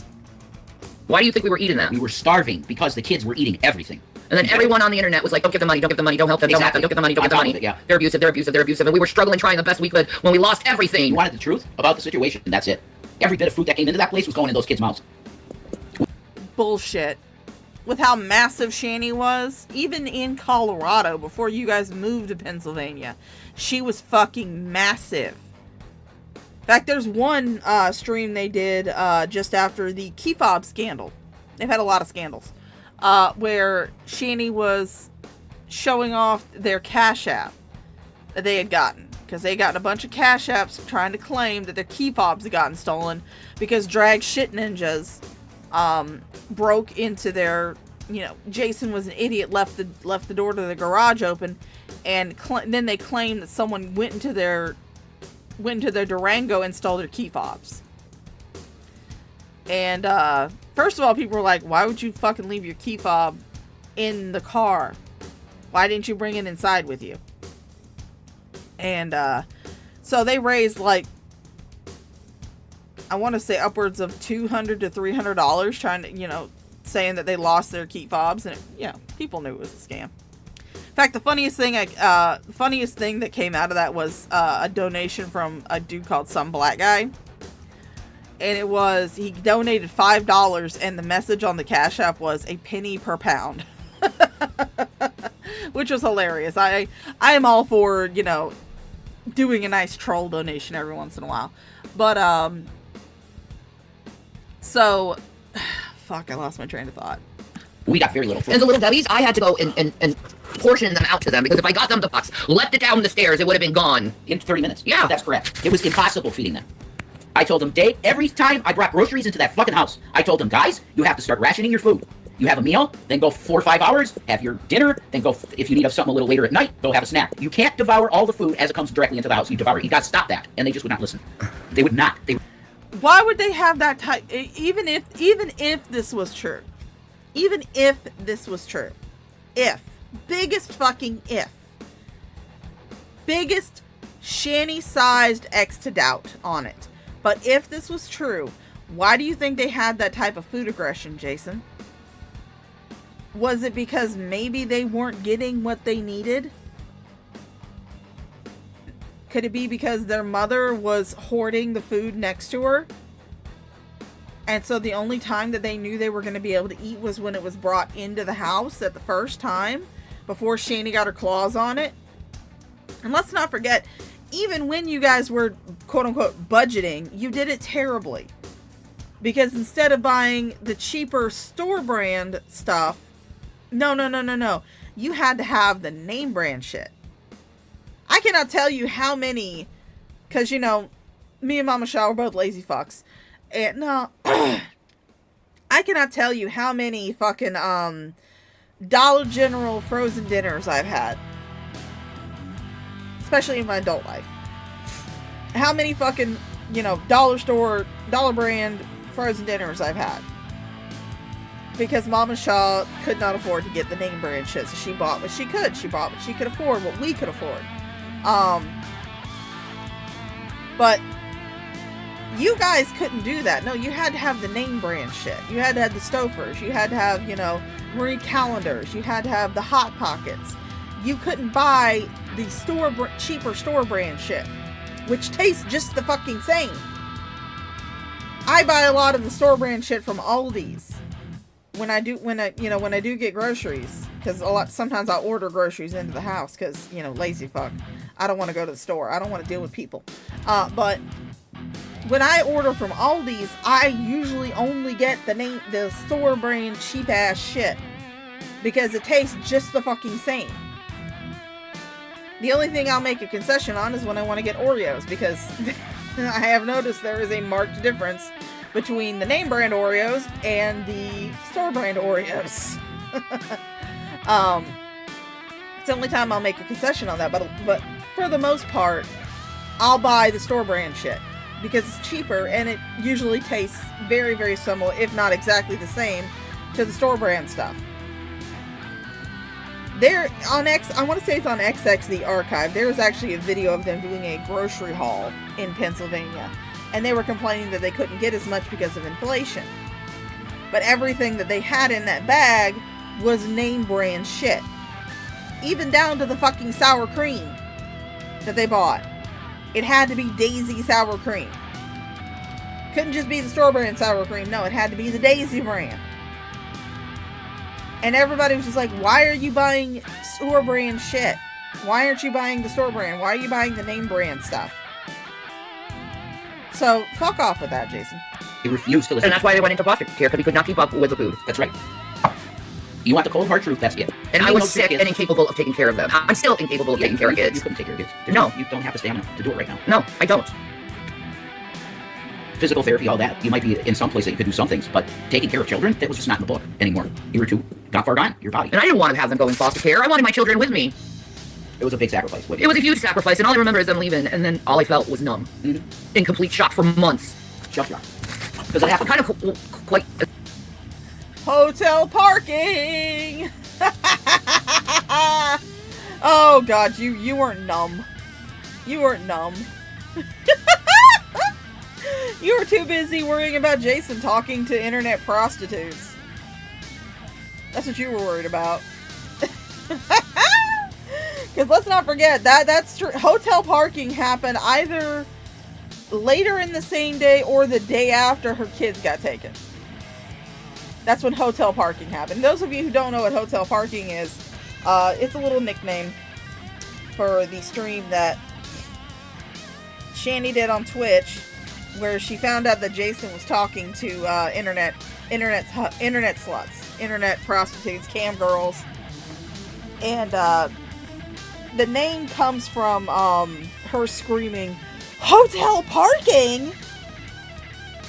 And so that's where that's where the name hotel parking comes from. But it's that stream that she did either later that same day or the day after her kids got taken.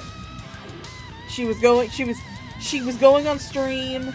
She was, gonna be, at first she was like, yeah, she was high as a fucking kite to start off with. High as a goddamn kite. And she was like saying, yeah, I'm just gonna play some Animal Crossing and I'm trying to move on with my life. Why do you guys expect me to be sad? I'm trying to move on with my life. You should move on too, Even though her kids had just been taken by CPS. So she didn't give a shit that her kids were taken by CPS. She didn't care. She wanted to move on with her life. Why can't you move on? I'm trying to move on. The day after her kids got taken by CPS. A similar feeling I've been having lately is just numbness. Because you know what? JB. Thinking about the pain and having borderline personality is too hard to deal with.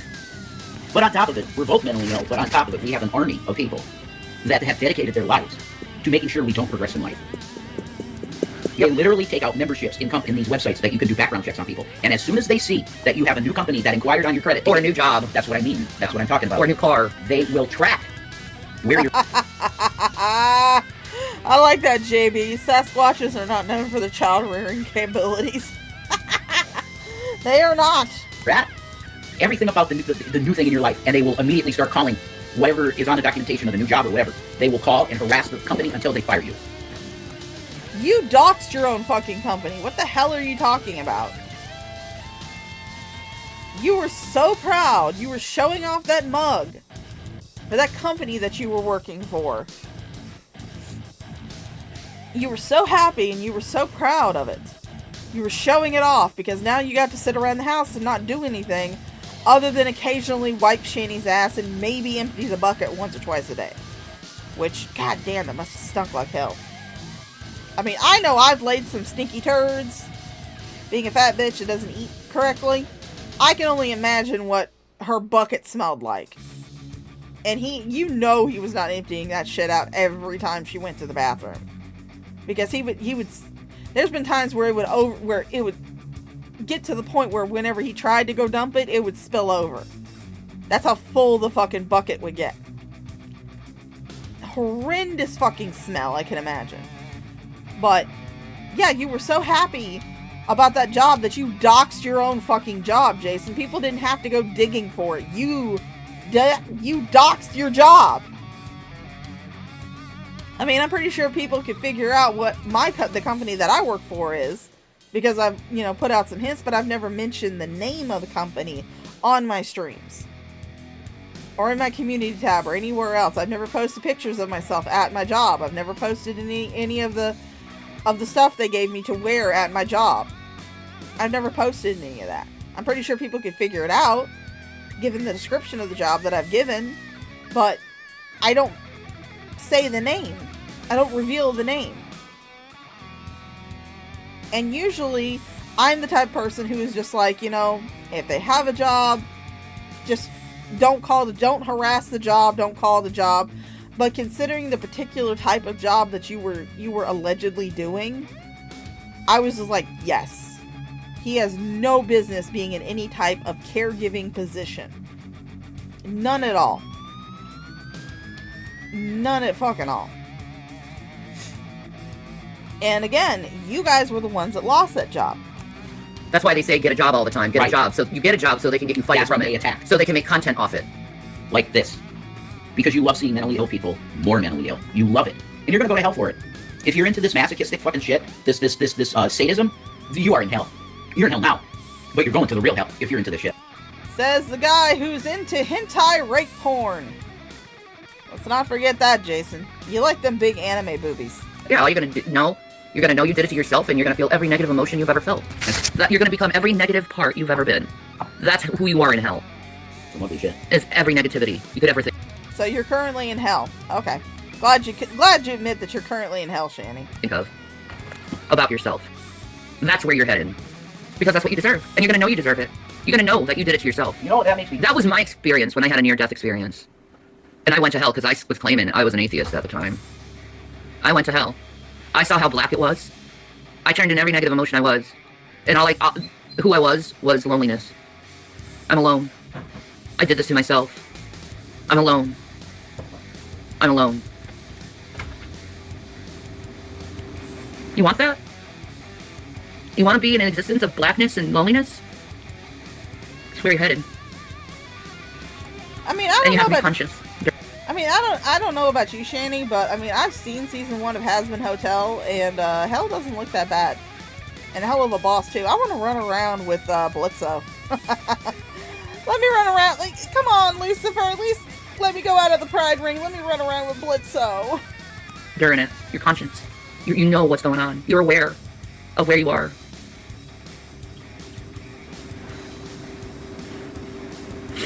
I can only warn people so much before they actually do the right thing. The right thing would be turning from these ways and repenting and turning to God and realizing that loving your neighbor, the golden rule, still should be applied. You are anti-societal, you type of people. You don't know how to be civil toward a person. Yes, people do horrible shit. But even though they do horrible shit, I do believe if they've repented and they've changed from their ways, they deserve forgiveness, kindness, and mercy.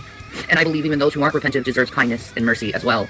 Because that's the God I worship, is a kind God. A God that takes care of you, regardless of your circumstances. So is it also a God that laughs whenever someone that you didn't like dies? Because you weren't very merciful and kind and forgiving to Trevor from the Geek Room or Mo the Pagan when they both died of cancer. You weren't very repentant. You weren't very forgiving or kind or you were laughing your fucking ass off. Giggling like a schoolgirl in your bed, naked in your fucking bed with just a bed sheet to cover you. Because that's where you lived. In your bed. That's where you fucking lived. In your goddamn bed. You were all kinds of giddy with excitement when they died. And Trevor didn't even talk about you. It wasn't like it was Billy or Frank or anybody else. This was a guy who didn't even really talk about you. And you were just over the moon giddy because he just happened to be associated with the Geek Room. And I don't know much about Mo the Pagan, but I guess it was someone that, spoke out about her. And you were giddy about them dying too. Hell, if Dragnot, came down with cancer and died, you would be absolutely over the moon about that. You'd be like, ha ha ha, you're getting your just desserts. Sucks to be you.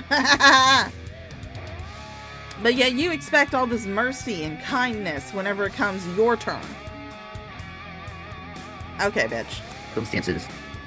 I'm still being taken care of because God sends me angels all the time to help me. Mm-hmm. And it's for His glorification. So I thank you, Lord, for everything you've done for me. You are my rock and my salvation. My fortress. My tall tower. And there's no human being that will ever take that away from me. All you satanic fools out there, you're so dumb, working the ways of Satan. Satan hates you. Even as an atheist, I always hated the character of Lucifer, because he was stupid. He had everything he possibly could ever wanted, and he decided to turn from God and destroy mankind. So, you're basically saying that you should never question anybody. You should never question God or His motives. You should never question anybody, because that's what Lucifer's biggest crime was that he questioned, and also because God told all the angels to bow down to humans And he didn't want to. He was just like, no, I do not see them as higher than you. I do not believe they need more respect than you. So because Lucifer felt so strongly about respecting God more than anything else, he got kicked out of heaven. That, you know, that's a terrible thing to do. And he's doing a great job at it, I'll say that. You guys really showing his true colors, how dirty you work.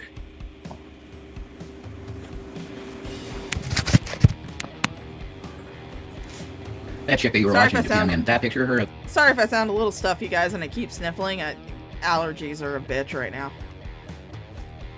Bunny ears there, she looks completely dead inside. Yeah, like I'm ready to die. If this is life, I'm ready to go.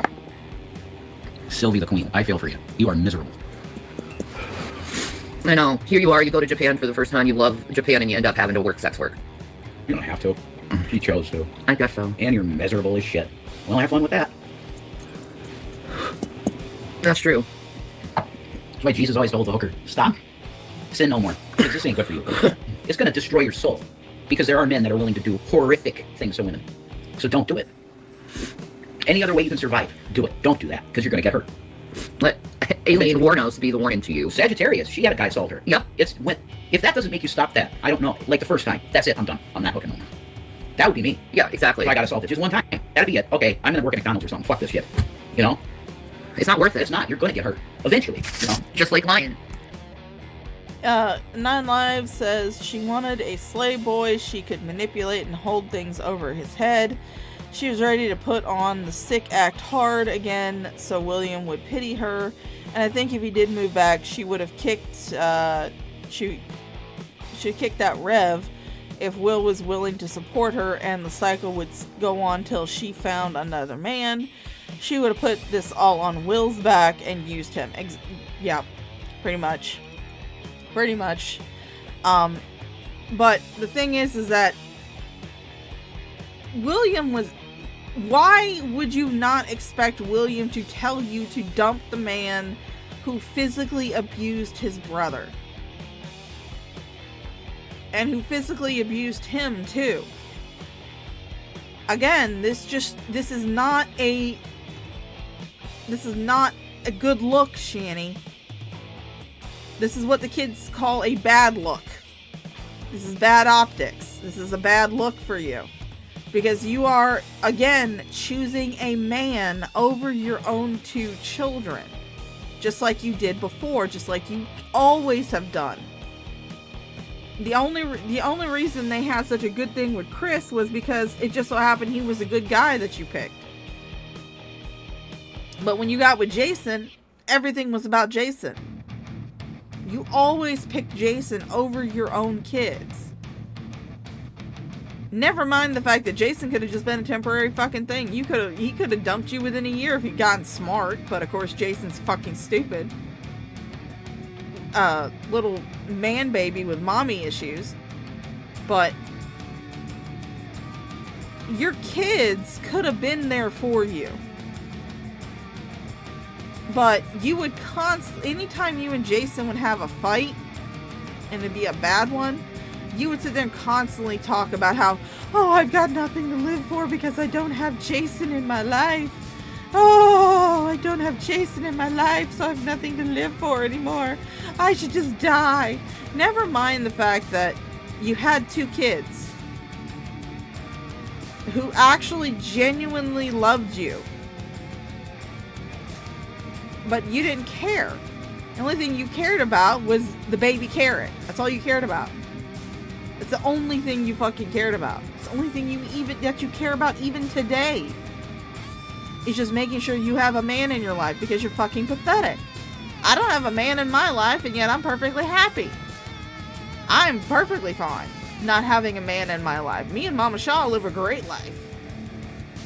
Neither one of us has a dude in our lives, but yet we are perfectly happy and content with what we've got. Which is each other. We have each other. We have each other's backs. We are 100% behind each other. We support each other. And that's not a bad thing. It's not a bad thing not to have a relationship, not to have a partner in your life. It's not a bad thing. People do it all the time. They surround themselves with family and friends and relationships that matter rather than chasing the golden standard that seems to be what everybody else wants. And then there are people who are in those long-term relationships, who are married with kids, who are fucking miserable.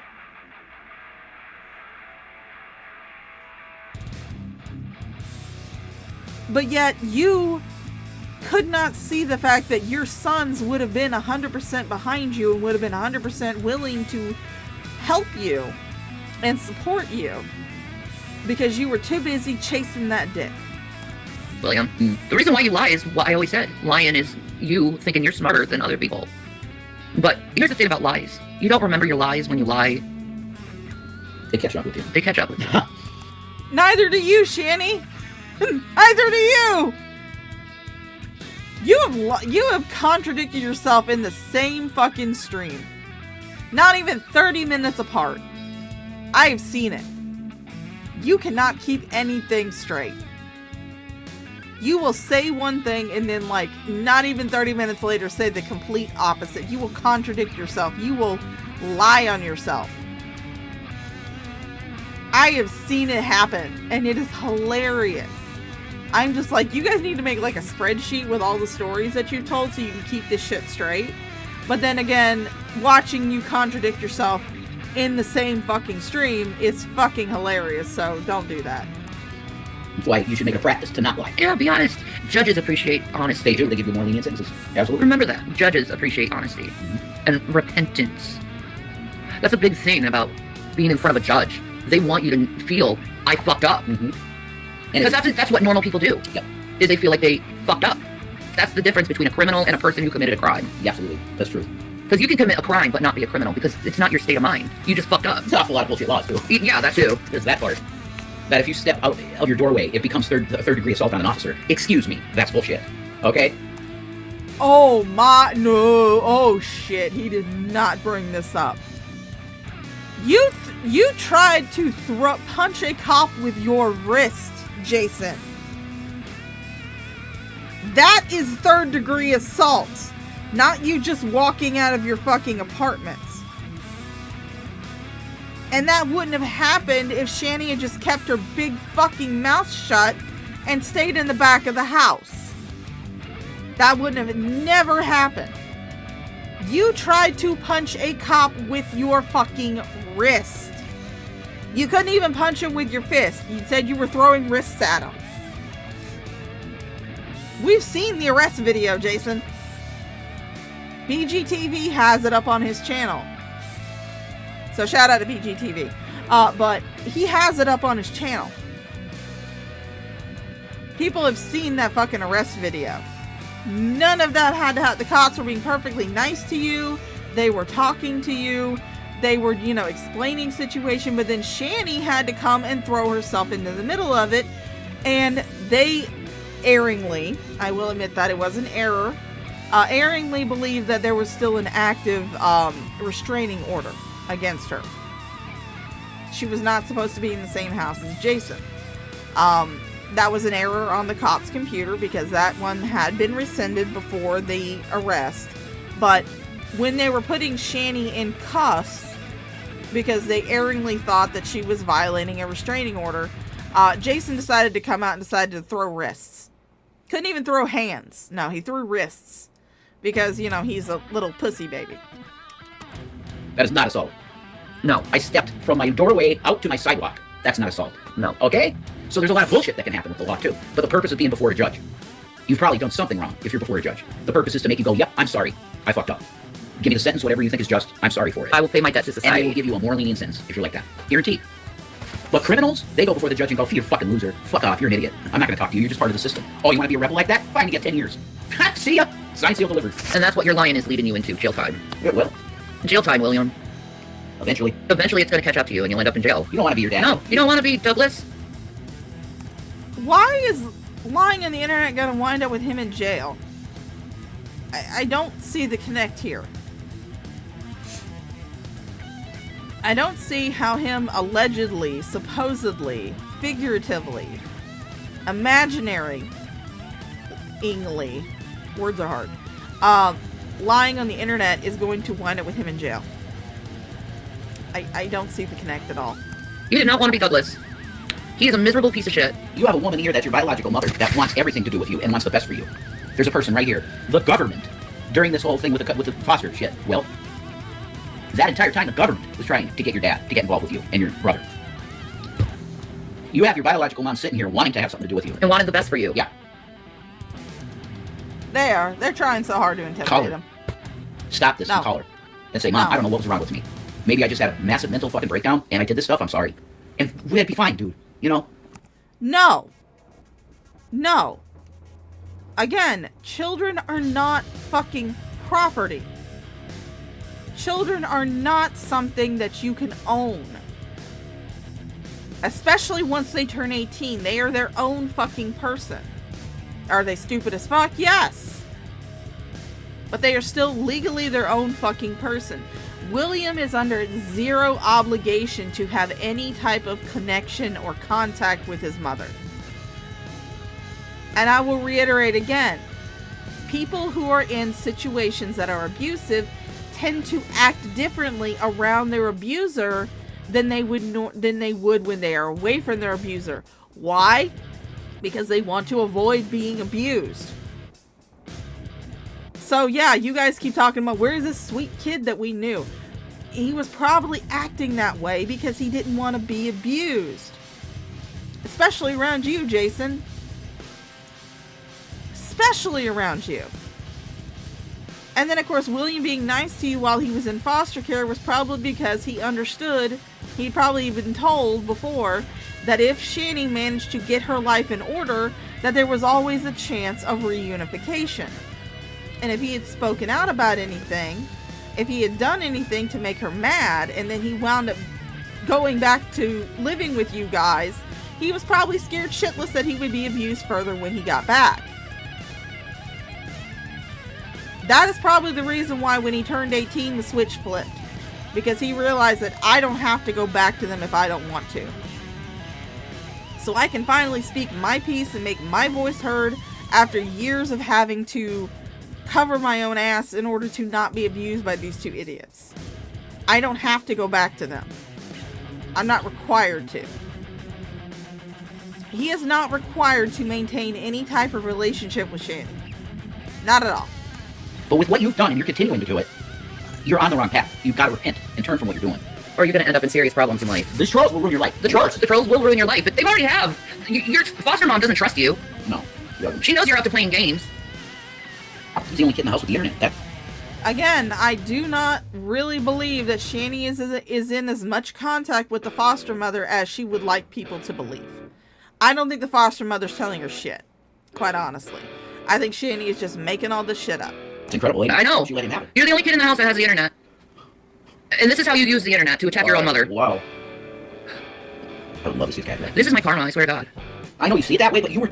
Damn it. I know, I was abused by my parents. You were actually abused. So you had reason to speak. I don't think God judges that you did that. This is not... This is his own free will choice of what he did, Shannon. Yeah. This wasn't me talking about what happened in my life. No. No. And not having... This was purposely done to hurt your mom. Yes. There's no other purpose for this. And get attention. And then you go and say, you turn against me when I'm at my weakest. Dude, you fucking lied! You lied to me! I can't believe... Shannon, you've been at your weakest for years. 4 fucking years. You've been allegedly your weakest. Every time something bad happens to you, every time consequences make themselves known to you, all of a sudden, oh, I'm at my weakest. I'm at my lowest point. This is my lowest point. Oh, I'm at my weakest point. Why are y'all picking on me when I'm at my weakest point? Blah, blah, blah, blah, blah. Every single time something happens in your life where consequences rear their ugly head, you're at your weakest point. So if you're always at your weakest point, then you never have a weakest point. Checkmate. All this shit started over that. Did I ever dream that a Wendy's meal would end up destroying my job? How? I know. How could that happen? Oh, this is how it happens. He goes on a fucking interview show, blows out a bunch of bullshit, and then 1,000 people call my job. He did not blow out a bunch of bullshit. He barely got a word in edgewise. This is how I know that you two did not see it.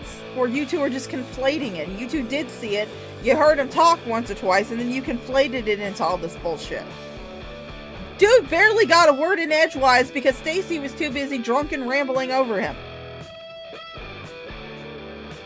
Oh my fucking god. That's how you do it. I couldn't see that happening. How the fuck could I foresee that happening? That a Wendy's meal would cause my job to be terminated. You pissed the whole internet off over your own bullshit because you can't deal with the fact that you got caught lying. Yeah, and oh, I want attention. Yeah, you got the attention. Do you like it? You could have just talked to me like a normal person. This is clear attention-getting behavior because Shannon, of what we know he did, that was discussed on the phone with foster mom with the school. Yeah, I won't say anything else. That. Yeah. This is attention-seeking. Yeah, again, I do not think that you guys are in contact with the foster mother. I don't think you guys hear shit from her. Hear shit from her. I honestly do not think that because, again, if the story is true, which she has shared screenshots and William was complaining about, you know, having to use his own paycheck to pay for a Wendy's meal, which is understandable. He was just saying that he just didn't want to do a Wendy's meal. He wanted to do something else. He wanted to, you know, do something cheaper so he could save his money. Which is a reasonable thing. Your first reaction should not be to call the fucking cops and do a wellness check if you were in such close contact with the foster mother. Your first thing should have been contacting the foster mother, contacting the caseworker at CPS. But no, your first thing was to call the fucking cops. So that tells me that no, you are not in as much contact with the foster mother as you want everyone to believe.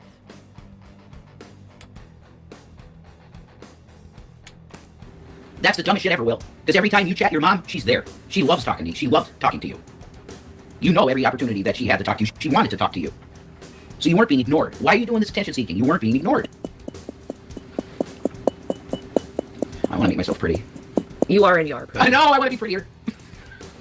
I'm not pretty as you. Oh, babe. Look at this gorgeous baby. Thank you. So, I'm really sorry that you have to fucking endure this bullshit. Yeah, I'm sick of enduring it. Because not even Job. Job didn't even have to go through this. God just took Job's kids out. He killed them. She's having her child betray her. Not even Job had to go through that. So many people are like, don't talk about... Oh my fucking god, are you... Ugh! There's someone in my audience, she doesn't really watch these streams where Shani's talking about, you know, William not talking to her because it is hella painful for her. You guys have seen her a few times. Her name is Sydney. She lost her daughter due to cancer. Something that was not even her own, you know, those were not consequences of her own actions. She lost her daughter died from cancer. Again, these two are equating William just not wanting to talk to his mother to a parent losing their child, having to bury their child, not having the opportunity to ever talk to their child again. You're equating that. Oh my fucking god, you guys are fucking insensitive. You guys are so fucking insensitive. You're really saying that Shani's having a son that doesn't want to talk to her is worse than having to bury your goddamn kid. Where any possibility of the child talking to you is completely gone. Oh my fucking god. These two. About it. He's just being a kid. No, You're making it worse. You want her to suffer in silence and have no resolution with this. Fuck you. She has every right to come on here and speak about the issues she wants to speak about on her own goddamn channel. Shut your fucking mouth and stop with those comments. It's dumb. This is her son. She has every right to try to speak to her, to reach out to her son through her YouTube channels. So stop that bullshit. This is not your life. Wake up. You're not... But you're putting your life on the fucking internet, Jason. There is no fucking reason why Shani has to do this, why this is her only fucking option. She could just make a quick video, be like, hey, you know you don't want to talk to me in person. That's fine. I'm going to give you your space. I'm not going to discuss it. We're not going to talk about it online. But the channel of communication is open if you ever feel like you need to reach out to me. Not coming online, spewing a bunch of bullshit and demanding that he talks to you for hours on end. That is not reaching out to your kid. That is not reaching out and trying to open a communication, a channel of communication with him. It could have just been a very simple community tab post. It could have been a very simple video. Look, I understand you're feeling a certain way. I get those feelings. I understand I was not the best parent in the world. I'm sorry for that. I didn't get the help that I needed. Help that I should have gotten. I should have taken better care of myself and my mental health, but I didn't. And I'm sorry you had to go through all of that trauma and all of that abuse, because I refused to get help for myself. However, the channel of communication is open if you ever want to reach out to me. This is the last I'm going to speak on it. And that would have been done. Nobody would have faulted that. But the fact that you guys continue, a month later, to come online and demand that this kid calls his mother, just to call her, no reason, no accountability, no apologies, I understand how you're feeling, I get that. I understand that I was not the best parent in the world. I apologize for that. I did not get the help that I should have gotten. I did not take care of you and your brother the way that I should have. Nobody would have faulted that. Because people do make mistakes. Whenever you take accountability for those mistakes and you apologize for those mistakes is when you actually get forgiveness. But Shani does not do that. Because in her mind, her narcissistic mind, she's never at fault. Everybody else is at fault. It's everybody else's fault, never hers. So fuck you, Jason. Fuck you, Shani. You both can rot in hell. Watching your own life on screen. This is another person's life. She can do this. It's not against the law. Oh, you're going to push him away worse. Maybe. That's the consequence. But guess what? This is part of her therapy. To get this shit out. And I support her 100%. I had cops coming in here saying, well, that's probably not a good idea. I had social workers saying, well, Shannon, you shouldn't be doing this. You shouldn't be broadcasting. Everyone wants me to be silent. That's the thread that I see, the common thread. Everybody wants her mouth shut about everything. Well, fuck you. Why? Because the internet is not your fucking therapy. The internet is not. If you guys hear a fan, come on, it's because, it's Florida. I'm a fat bitch and it's hot. So if you guys hear wind blowing in my microphone, sorry. But, Shani does not understand, you both don't understand that the internet is not your therapist. The internet is not your therapy. You should be expressing these emotions. You should be discussing the shit with an actual therapist behind closed doors, not in the public view. That is not taking care of your mental health. That is just making it worse. But again, Shani's a narcissist. She cannot see, she is incapable of accepting the fact that everything that is happening to her is a consequence of her own actions. She can't see that. To pull this fucking narrative that I'm something that I'm not? Fuck you. Mm-hmm. I know who I am. I know I'm a sweet woman, a kind woman. A woman who'd give her shirt off the back for someone else. Please don't take I know who I truly am. I'm confident in myself. In knowing what kind of person I am. I know I care. I know I love. But for some reason, there's this thing with people where I'm so misunderstood, and I'm turned into this goddamn monster. And I'm not this monster you speak of. I'm not manipulative at all. I let people do what they want. Maybe there's times where I suggest and advise this isn't a good idea, but it's not to manipulate someone, it's to cause them not to have pain and suffering. You are manipulating your son right now. You're trying to manipulate him into calling you, into contacting you. You're trying to strong arm yourself back into his life because you want him to run home to mommy and to take care of mommy. You want him to be your financial support. You don't care if he's in pain. You sure as hell didn't care when he was crying, begging you not to put his life online, and then you laughed in his face. You didn't care when he was threatening self-harm and you had to drive him to a crisis center, but it was just, you had to get online. You had to do a stream. Driving him to a crisis center because he was threatening self-harm, and then you couldn't even stay there and support him. No, you had to go home and play video games all fucking day. That's what you had to do. That was your plan. Drop him off, get Jason to drive you to pick up the youngest child, go home, send Jason back up to the hospital to sit with him while you sat on your fat ass at home playing fucking video games and bitching on Twitter. That was your plan. That was what you did. Any other parents, no matter what type of trauma they might have had, any other parent who felt an iota of protection and support and love for their kids would have sat there, would have said, I'm not leaving this hospital till my son does. I will visit him every fucking day. I will make sure that he knows that he is loved, that he is cared for. I was 16 years old. My very first boyfriend had broken up with me. I handled it terribly. I wrote a suicide note. I was taken from school, Baker acted, and put into a mental health institution for 3 days. Every one of those 3 days, except for like the first day, because I got there so late, it was past visiting hours. But every single time that my parents could see me while I was up there, they were doing it. They were up there. We were in there. My parents were up there for the entire time visiting hours were open, sitting with me in the visiting room. You know, we would lay there. I would be laying with my head in my mom's lap. We would be talking, and anytime that I would laugh, my mom did this weird thing where anytime that I would laugh, or I'd have my mouth open or something, or my teeth were showing, she would tap on my teeth with her nails. But I got to sit there and talk to my parents because they came up there and they visited me. Not only that, but one day, well, like I said, they only got to visit like 2 days.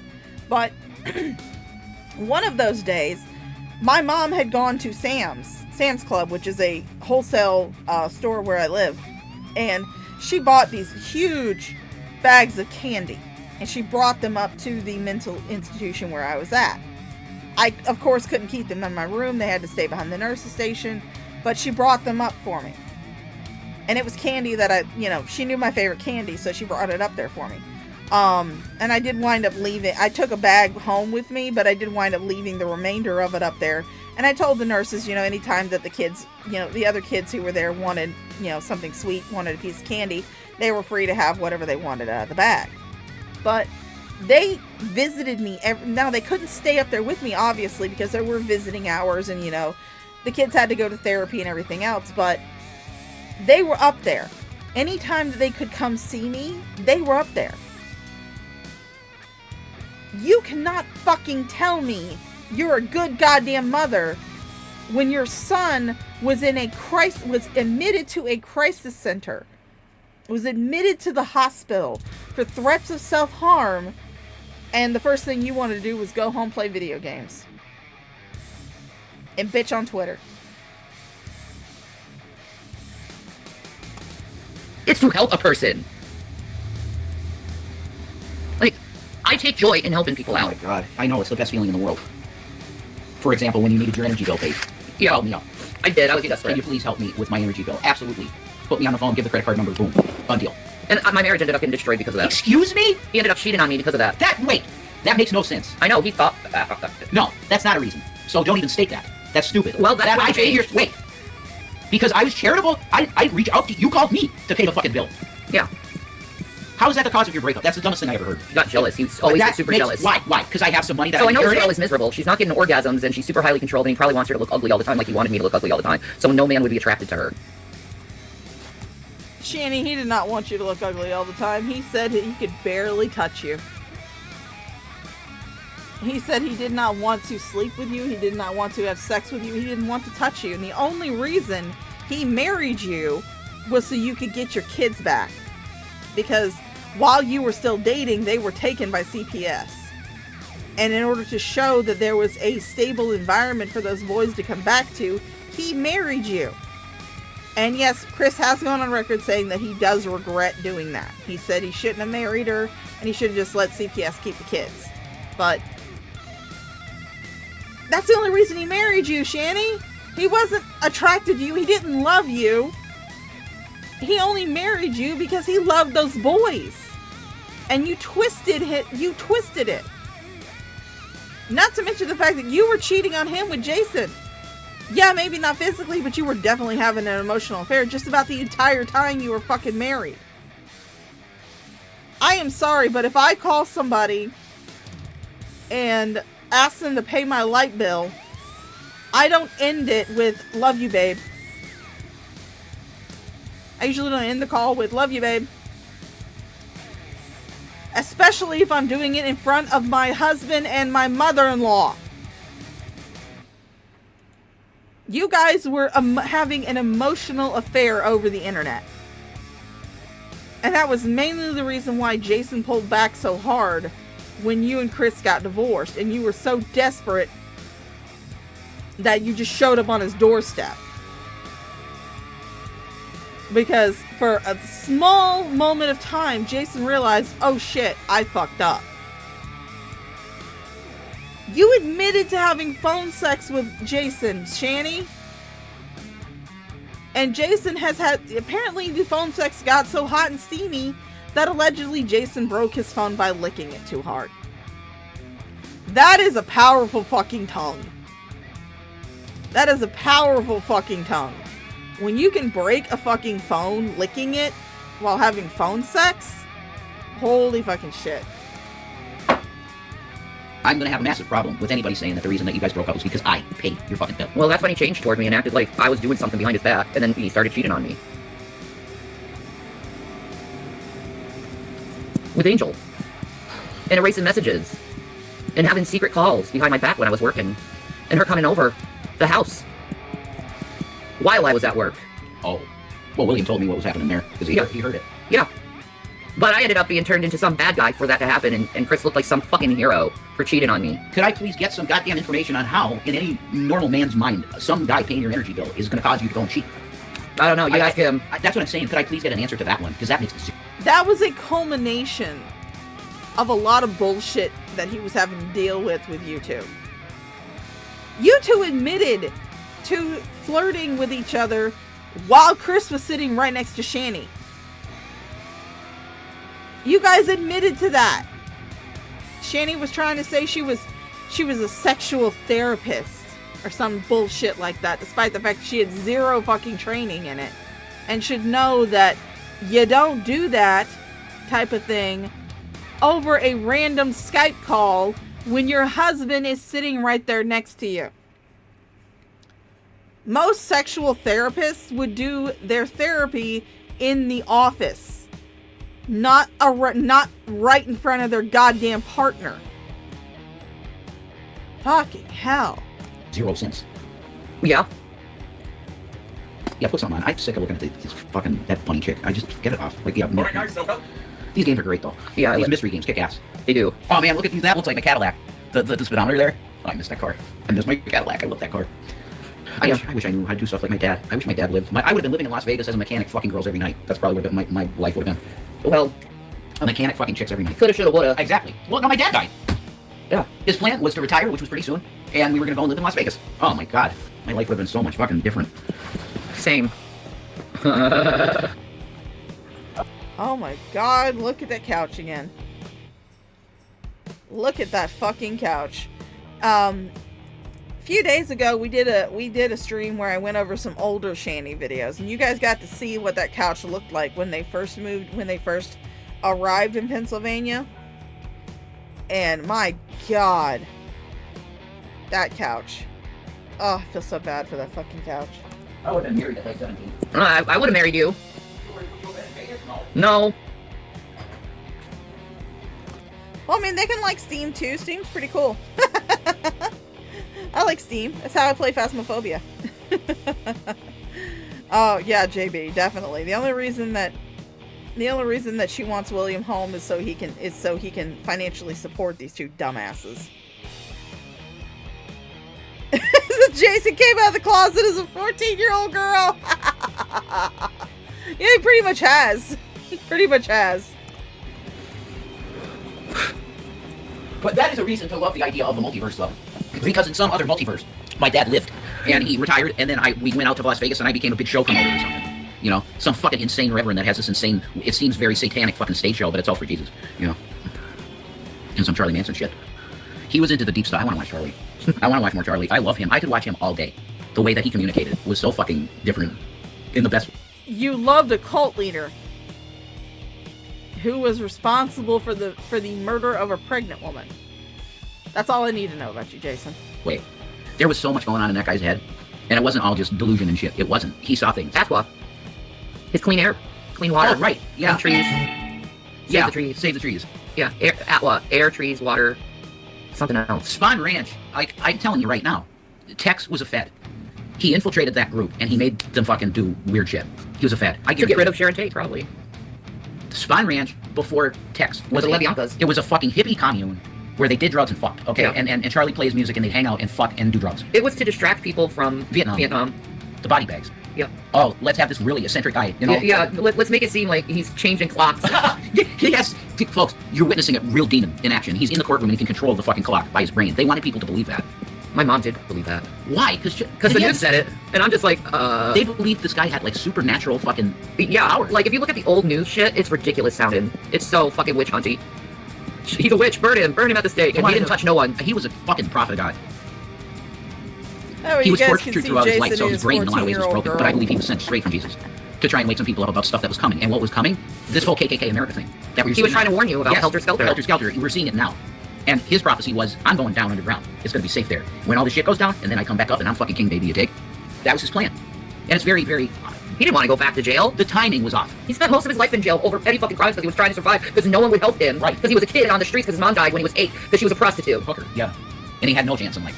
He was a street kid. And then just petty theft. Putting him in jail constantly just to feed. He wanted to eat. Like he's doing petty theft and you put him in jail constantly. No. How about you take him to the homeless shelter? Or to a foster care. Something. No, we're going to just continually put this guy in jail. And then you created a brain-broken person. He was brain-broke. But I think he was a prophet from God. Absolutely. And that's why they ostracized him so bad and isolated him from everyone. And wouldn't even allow him to have a radio. That's not normal. I understand, Super. Oh, wait. I forgot to bring up our favorite. Oh, no. You guys are not watching me fix this on the fly, I promise. There we go. There we go. Now we have Rev in his 14-year-old girl phase and Shani licking her own foot. You're welcome. In fact, we'll actually, we'll move Jason. We'll move Jason over here.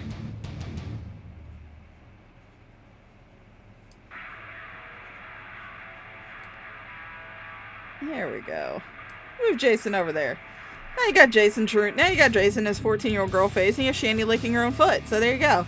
Hi, Shani's titty warts. How you doing, darling? Warts on the brain, definitely. Isolation.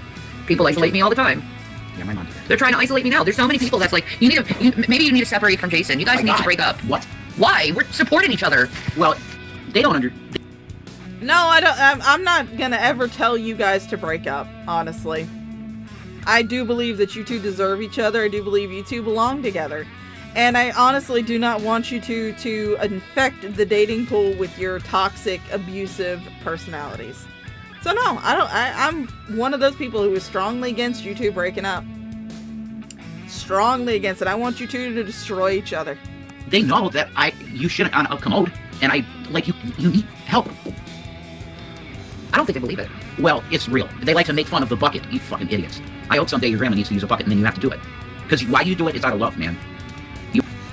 I have no issues with people who actually need assistance devices such as a bedside commode or a couchside commode as these two have. No issues with that. I have helped many a person to a bedside commode working as I have in the medical field. What I have against it is the fact that you guys have this big excuse that Shani is some hugely disabled person. She is not. She's huge, but she's not hugely disabled. She could get up off her fat fucking ass and go use the goddamn toilet like a normal person. We have heard her moving around. We have watched her get up and down off that couch, move around that house. We have seen her move. We have seen her walk. We have seen her, heard her heavy ass fucking footsteps running to the goddamn door to get her drugs. So there is absolutely no reason why she should be using a fucking bedside commode. Not to mention the fact that there's no way on God's green earth I am ever going to believe that you properly empty and clean it after she is done. Because you have said it before. We've heard you on stream before say, God, this bucket's full. Meaning that you don't clean it properly. You don't empty it properly, but yet you're supposed to be her caretaker. You were supposed to be paid to do this shit. But yeah, you could sit right there and smell all that piss and shit in that fucking bucket and not do a goddamn thing about it. Until it was so full that you had to empty it. And then she threw up in it! That's the grossest fucking thing.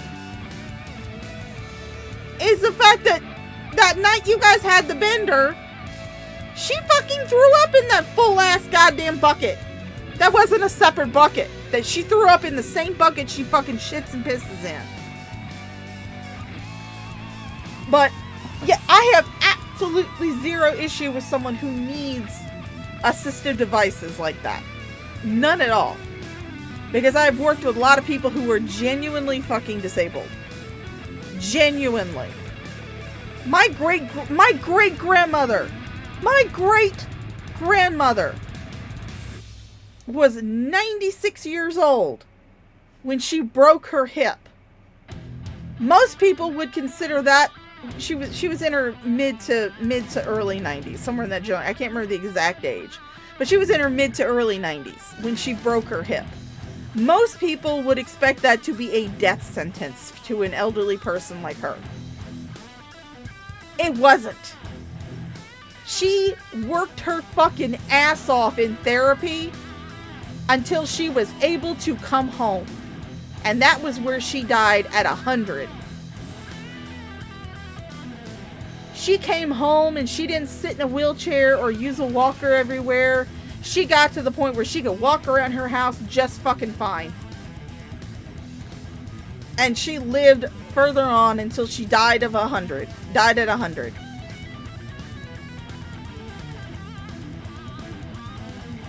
You cannot fucking tell me after seeing that, witnessing that, helping her with that Shani is incapable of doing the same fucking thing. In fact, the only concession that we made once she was back in her house was that my mom lived with her for a little while in order to assist her because she did need some assistance right after she got back home. But I told my family because at the time I just finished school for occupational therapy. Or I hadn't just finished. I'd finished for a few years, but they asked me to come in and make some suggestions to make her home safer for her when she got back into it. And one of the concessions that I made was for her bathroom. She had a bedside commode, but it did not have the bucket in it, but it was over her toilet because she didn't want to use the bedside commode. She wanted to use a toilet. She was tired of using the bedside commode. But it was just over her toilet in order to give her a little bit of a boost up and to give her, handles to push up on. I told them that it would probably be a good idea for them to take the door off the bathroom and off of the water closet where the toilet was, because her toilet was in a separate little room off the bathroom. Take the doors off so that way she could have an easier time either getting her walker in, or she could not, or she, didn't have the energy or the pain tolerance to walk that day, so that way it'd be easier to get her wheelchair in and out. She left that bathroom door off, though. She did not put it back up. She left those doors off because she was just like, I'm the only person that lives here. I'm fine with the bathroom doors being off. So that was one of the concessions that we did make in order to make it easier for this 90-something-year-old woman who just broke her fucking hip to get around her house and be able to go to the fucking toilet. Fucking hell, Jason. It's like you've never seen another fucking disabled person or a person who has to use those assistive devices. You want to take care of the people that you love, I hope. Now, what happens when someone can't walk up the stairs? The first floor bathroom's fucked. That's what you do. And if you love the person, you will do it. Why is it fucked? Did Shani break the toilet? I think Shani pulled a Stephen Asante and broke the fucking toilet. You want to make fun of that shit? Oh, it's so funny. No, it's not. And someday, maybe you're too young, but someday either your mother or father or your grandparent is going to need care like that. And you're going to go, oh shit, wow, I was a real asshole for being like that. Maybe you're gonna need to be cared for that way. Oh, it's just because Shanny's too lazy to fucking go up the steps. No, she's incapable of it. Okay? There's a difference. And this was evaluated by one of the biggest healthcare companies in the country. Okay, that handles Medicaid patients. She's certified. No, she can't do shit. She improved a little bit, thank God, with the weight loss. That's really good. But she can't live independently without having a bad living situation because she can't take care of garbage well. She can't take care of stuff like that very well. She needs someone in her life. So you're telling her to leave me. I'm the only one that does this shit in her life. If the offer was out there, Will goes, Mom, I would like to be with you. I don't want him to do that. But I made it clear from the start of this. If I'm the problem, I'll walk. Yeah, but I don't want my son to fucking wipe my ass. Of course you don't. My mom didn't want me doing that stuff either, but a few times she got dirty and I had to help her up. You know? You do it out of love. It's just caring for someone. I told you I was washing her feet in the basement, my mom, and she was like, Jason, you should not have to do this. And I said, Mom, I love you. And I started to stand up and she went like this, whoa. I can't explain what I just saw when you stood up, but she said it was like a silhouette of Jesus over you. And it was huge. He was huge. Was that right before she... It was close, yeah. He is big. He's huge. She said, like a silhouette. Well, our risen form must be, we're bigger, like our stature. I guess. Our resurrection. I'm not sure. But anyway, the point of saying all that is that if you're going to mock these things, you're in such a fucking dark place if you're mocking shit like this, and you have no life experience with people that needed this type of care. And I'm telling you, you got to repent from that mindset. Oh, it's so gross. It's so gross because all the people I've taken care of myself being a home health care worker. Yeah. You were not a home health care worker, Shanny. You were never a home health care worker. You don't have any certifications for it. I have looked. I have checked. I have checked every name that you're legally known under. I have checked every state that you said that you have practiced in. I have found zero, any type of accreditation, any type of certification that would qualify you to work in home health. You were a glorified fucking janitor. You unstopped toilets. Maybe dumped a bedpan or two. But you were not heavily involved in fucking patient care like you claim that you were. No. It's just the lack of care they have is so disgusting, and it's so offensive to all those people I've taken care of too. It's not just me. When you make fun of that, you make fun of everyone who has to go through that. No, I'm not. No, I'm not. When I make fun of you for your alleged agoraphobia, I'm not making fun of my friend who has it actually diagnosed by a fucking therapist and works her fucking ass off to do normal shit that everybody else does. When I make fun of you for that, for you faking it, I'm not making fun of her. She knows this. She's coming to my chat a few times. You guys have seen her. It's Max. She's come into my chat a couple times and said, this bitch trying to say she's afraid to go outside. She has agoraphobia. Bitch, you don't know what agoraphobia is. When I make fun of you for your alleged BPD, I'm not making fun of everybody who has BPD. There are people in my audience who have been in my chat who said they had BPD, and you're full of shit. When I make fun of you for your alleged osteoarthritis, which, again, look at the corner of the screen, you'll see her alleged osteoarthritis and how terrible it is. I'm not making fun of everybody who has osteoarthritis. I'm making fun of you for faking it. I'm not making fun of people who have disabilities when I make fun of you. I'm making fun of you because you're faking those disabilities in order to try and gain sympathy from idiots on the internet. And unfortunately, there's a lot of idiots on the fucking internet. It's called ableism. And yeah, it's straight up ableism that I experienced on YouTube. Straight up. Very Nazi. Told I'm lazy. No. It's just not. I've done 16-hour streams, 24-hour streams. That's not what a lazy person does. Well, aside from YouTube, you busted your ass at your jobs. Yeah, I did, and I was always the best worker. I was always the dependent one. Dependable. Is that why you kept getting fired? You didn't get fired from the group home job because of trolls, because you barely had any. Nobody knew who the fuck you were at that point. Nobody cared. It was because you were streaming while you were at work. And you would say that you were streaming at work.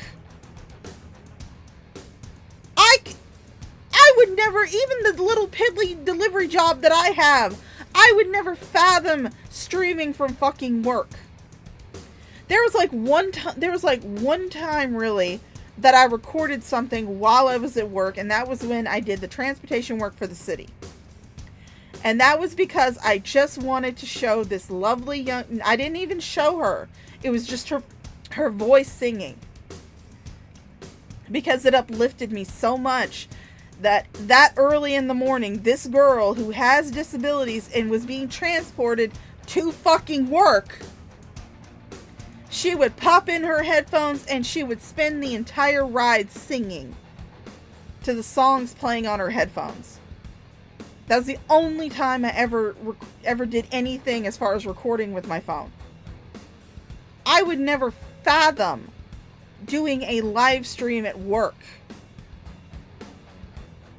That's worse than what ALR would do. ALR would record videos from work.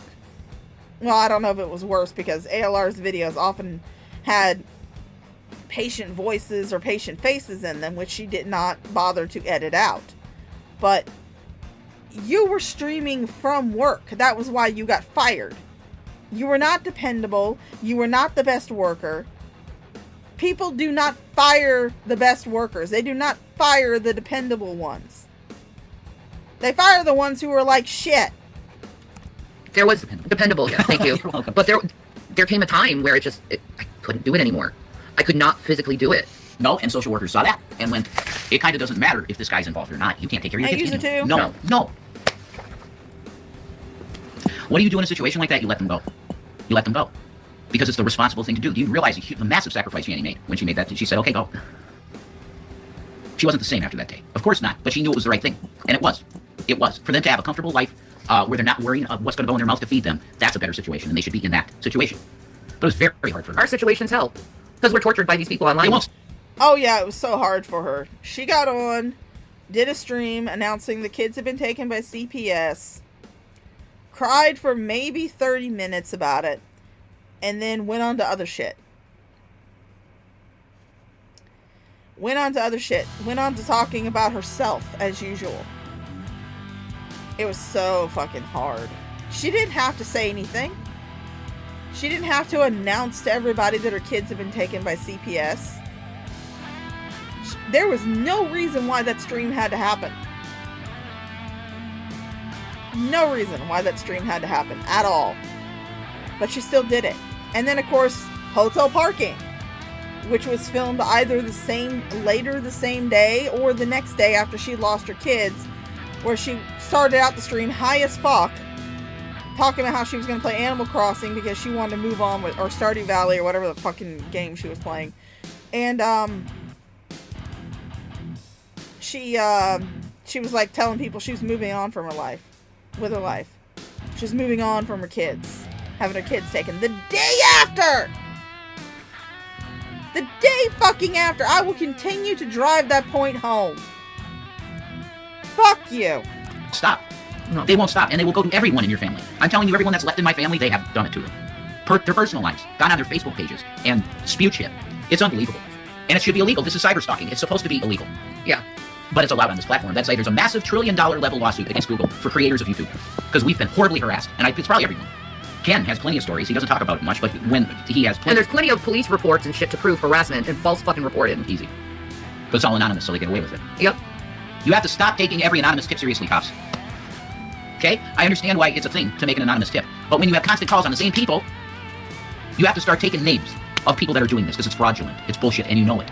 You should take a name. Listen, these people, there's lots of reports on these people. I have to take your name and number. And if this is fraudulent, you're going to get in trouble for this, because these people are harassed horribly. And it's always false.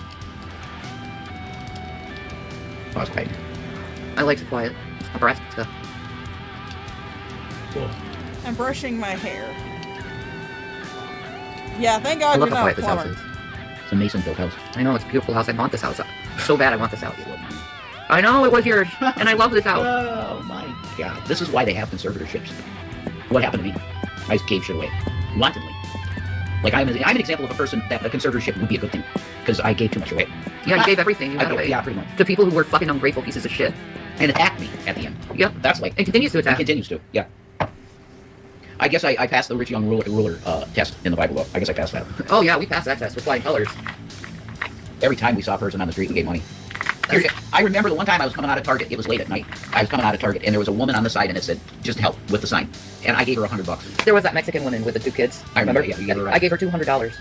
See, that's the shit we did. That's the shit we were doing. And we'd still be doing it today. We'd be blessing the homeless all the time with money. But Satan won. Yeah. Satan won. No, I would say DoorDash won. Does Satan run DoorDash?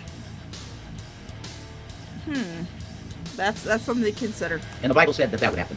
That he would overcome the saints. The beast overcomes the saints. Yeah. And he did. He did. Prophecy fulfilled. What? In fact, you know what? I'm gonna spend a little bit more of my money. I'm gonna order me some fucking coffee. I need it. I've ripped apart, have a facsimile of life of what it could have been.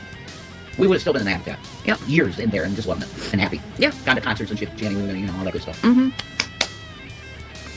Irreversible emotional damage, all of it. CPTSD up the hill. You hear a knock at the door, oh my fucking god, I'm gonna die. Fireworks are fucking traumatic experiences. Because you think of gunshots. Because you've been tortured by a gun. I can make myself pretty. Because I want to be silly. But then again, I guess most people don't understand how it is to be tortured. And threatened. A lot of people do the threatening though, I've noticed. On the internet especially. The wishes of death upon you, there's that one. From people that you've never even talked to. They wish death upon you. That's how society has turned. I'm never going to accept it. I'm always going to call it out, and I'm always going to... If I could order you one, I would. They have this one that's pretty good, called a cereal and milk ice latte. It's pretty good. Fight against it, as long as I breathe and live. Because it's evil, and evil needs to be called out. Especially when the devil is doing the fingers and pointing them at you and saying you're the bad guy, when you're not doing anything. I'm not doing anything. I ain't making fun of people, I'm just speaking the truth. Does the truth hurt? I get told that too. The truth hurts sometimes, doesn't it? Well, lies hurt too. You know, and coming to someone with such a brash, negative, toxic attitude, that hurts too. That's why I block it. Because I don't want to deal with people that are toxic and negative and abusive like that. You want to go and talk about abuse, look in the mirror. You think you're doing some kind of justice by being abusive. You said they do that in Bible? I'm sorry, but you don't fight abuse by being abusive. I think you use the excuse that I'm abusive to beat up on me, frankly.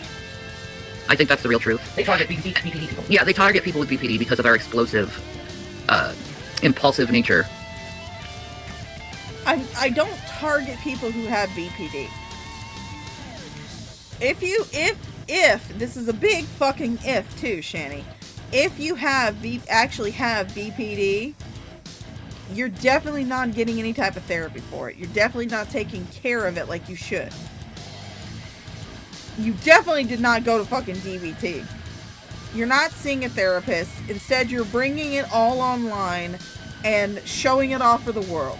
You're giving people who actually take care of their mental illnesses a bad name by claiming those mental illnesses and then doing nothing to take care of them. 100%. 100%. Hey, Something Sydney. I've gone to therapy. Yes, guys, I just everyone please put some hearts in the chat for Sydney. She's the one that I mentioned earlier, whose daughter unfortunately passed away due to cancer. And one of the big reasons why I'm so disgusted that Jason and Shani equate burying a child with just one not wanting to talk to you anymore. Sydney is a big reason for that. It's absolutely disgusting the way that they equate that, the way that they not only equate it but seem to think that it's worse that William does not want to talk to her is worse than burying a child, where any opportunity for reconciliation is just completely destroyed. So, you know, guys, if you're feeling up to it, give some hearts for Sydney. Purple hearts. Give her those purple hearts. Therapy for, and it doesn't really happen very often anymore because I know how to control and recognize my symptoms before it even happens. So I squash it before it even happens.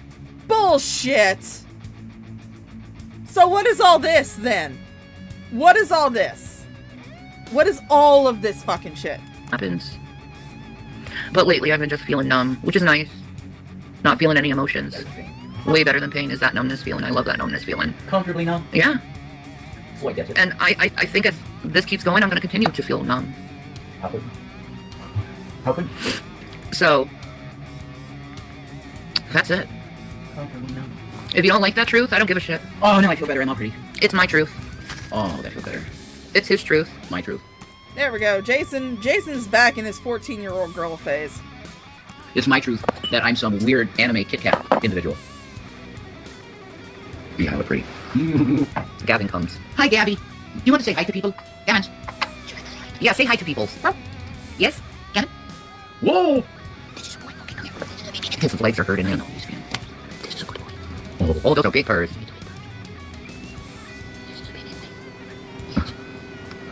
Hi, baby. Put the thing up to him. You got here. What a boy. Now this is good content. Look at this boy. He's the best boy that ever lived. He really helped my spirit. Guys, tell me, is Gavin a boy? Is Gavin a boy? I think Gavin might be a boy. I'm not exactly certain. But is he a boy? You see this face? He healed me in so many ways. This Kit Kat named Gavin.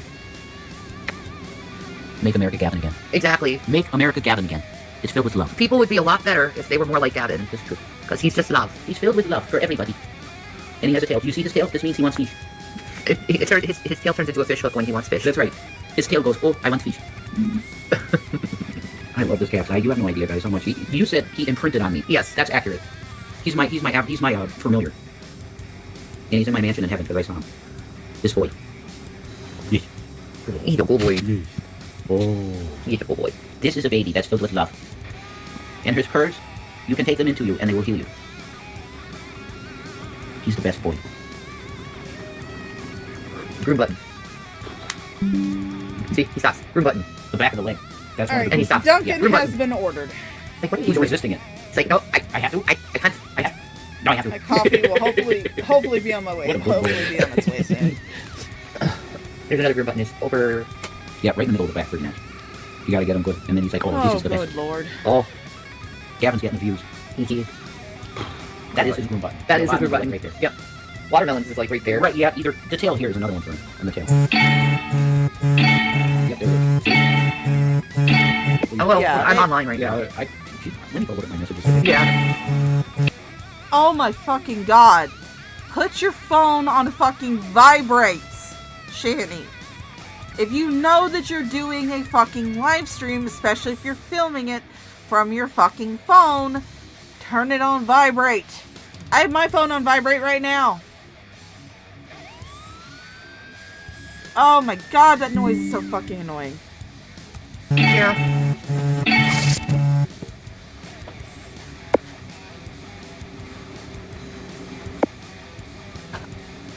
Oh well, I couldn't figure it out. Sorry. I was looking at my messages. But yeah, that's the end of this conversation, I think. I got everything I needed out. Peace of Maranatha, subscribe to Shani Cozy's Games. No, don't subscribe to Shani's Cozy Games. Subscribe to the Shaw of Thirst. We have fun over here. I have a friend I need to call.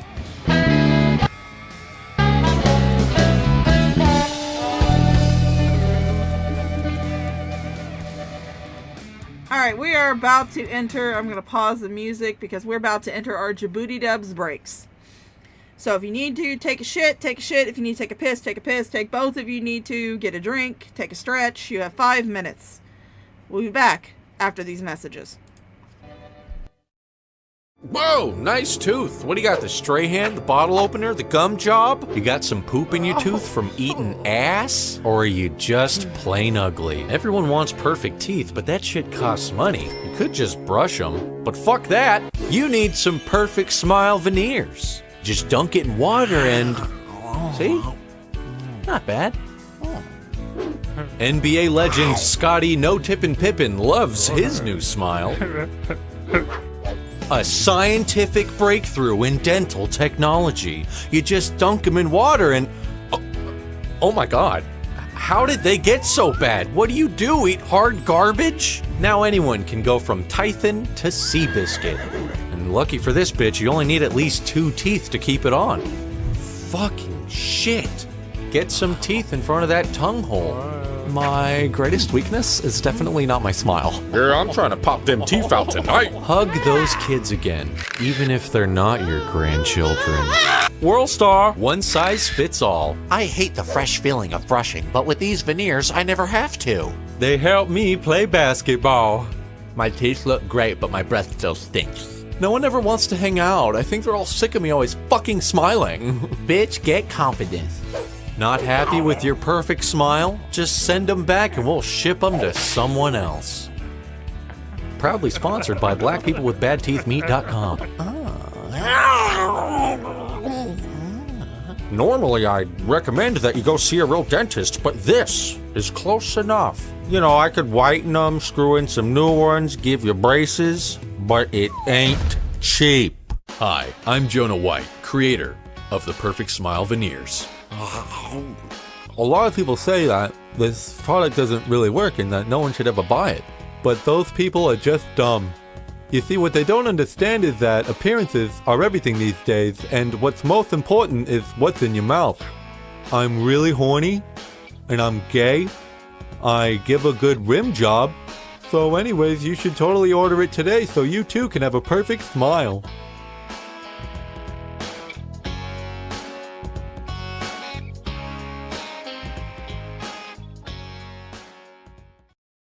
I'm here to tell you all about a new solution for your Dude, leaky I just vagina. messed myself. Would Do you smell that? Stop it? Oh god, it smells so bad. Warning, these women may be sexually irresistible, but we assure you that their panties are wet for all the wrong reasons. I don't even know which hole it came out of. Looks like you've sprung a leak. And stop trying to cover it up. They all know it's you. They can smell it. Introducing Stride Granny Panties. Why suffer in silence? You're not the only one that's dripping. That's right. I leaked out a baby. I can't tell you how many times I've been out in public leaking everywhere and I don't know where my panties are. That bitch don't know nothing about being fresh. Let me get this right. You can poop in it? Put the bottle down. You're an alcoholic. I mean it this time. I love money. Don't do it. Whether you've been pooping, peeing, or leaking blue stuff, Granny Panties are here to help. This leak needs a plumber. I stay fresh. They're gonna kill us. Wiping my ass is easier now. I just don't do it. This bitch is nasty. Thank you for liking and favoriting and subscribing.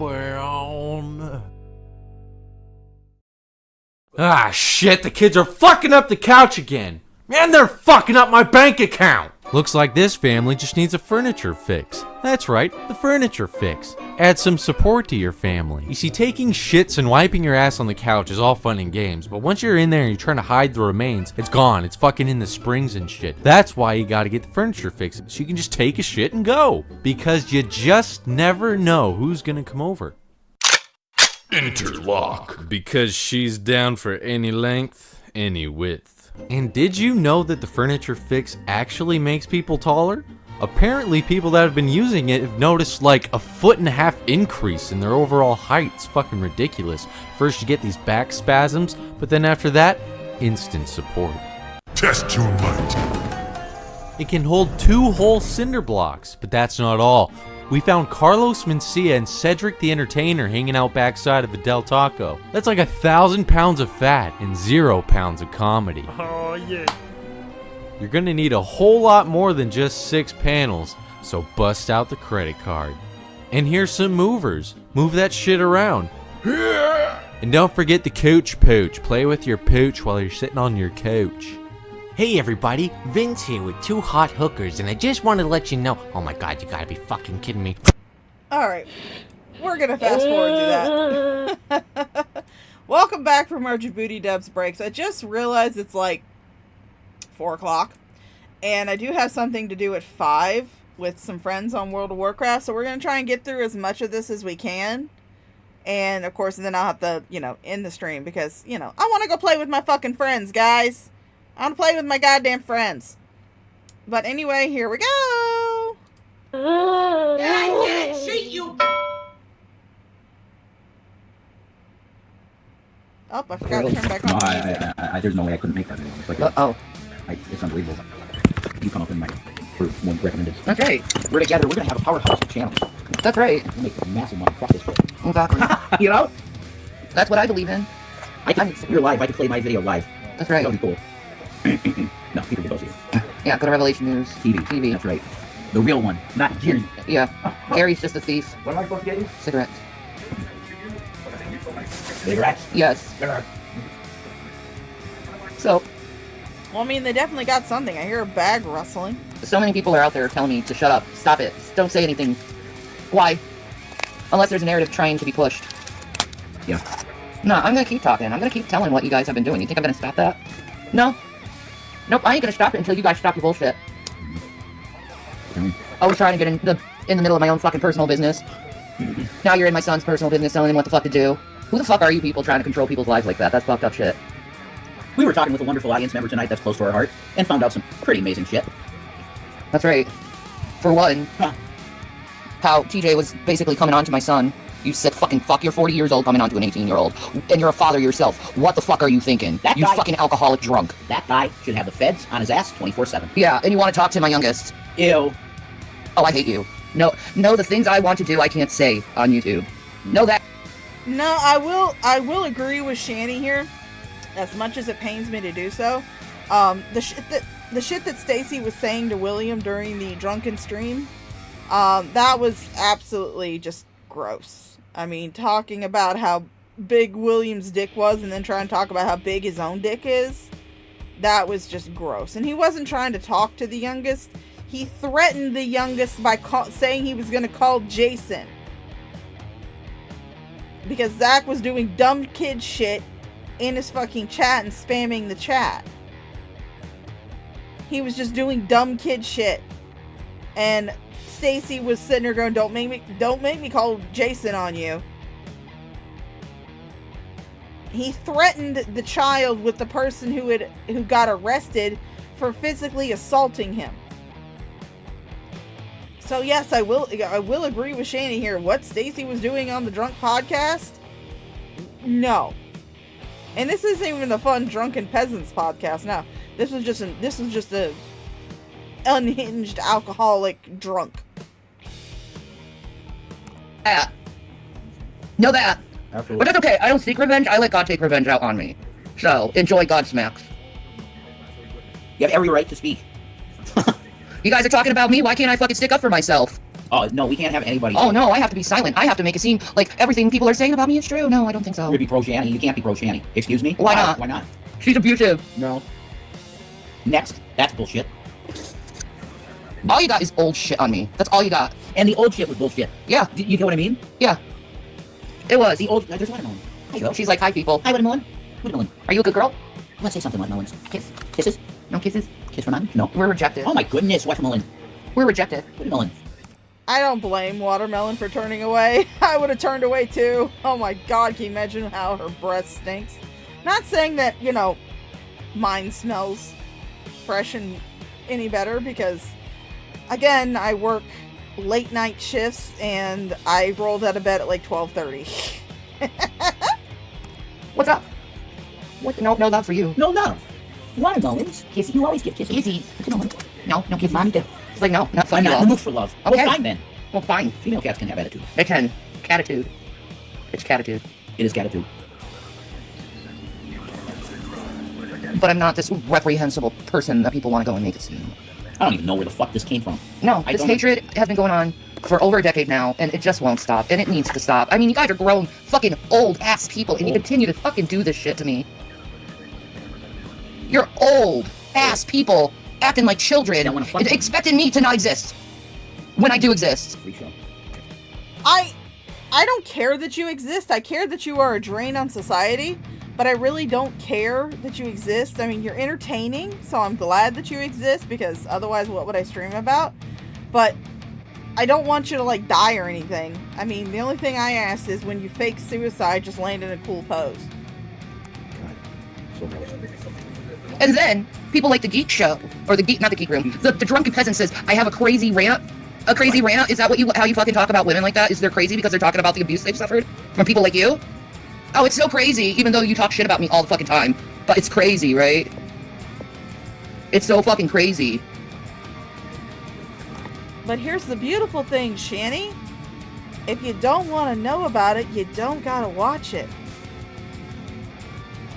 I cannot tell you how many times I have mentions in my YouTube of people talking shit about me, and I don't go look at it. I just say, hey, oh, well, I got mentioned, big fucking deal. Oh well. Good for them. They can have whatever the opinion they want of me. I don't care.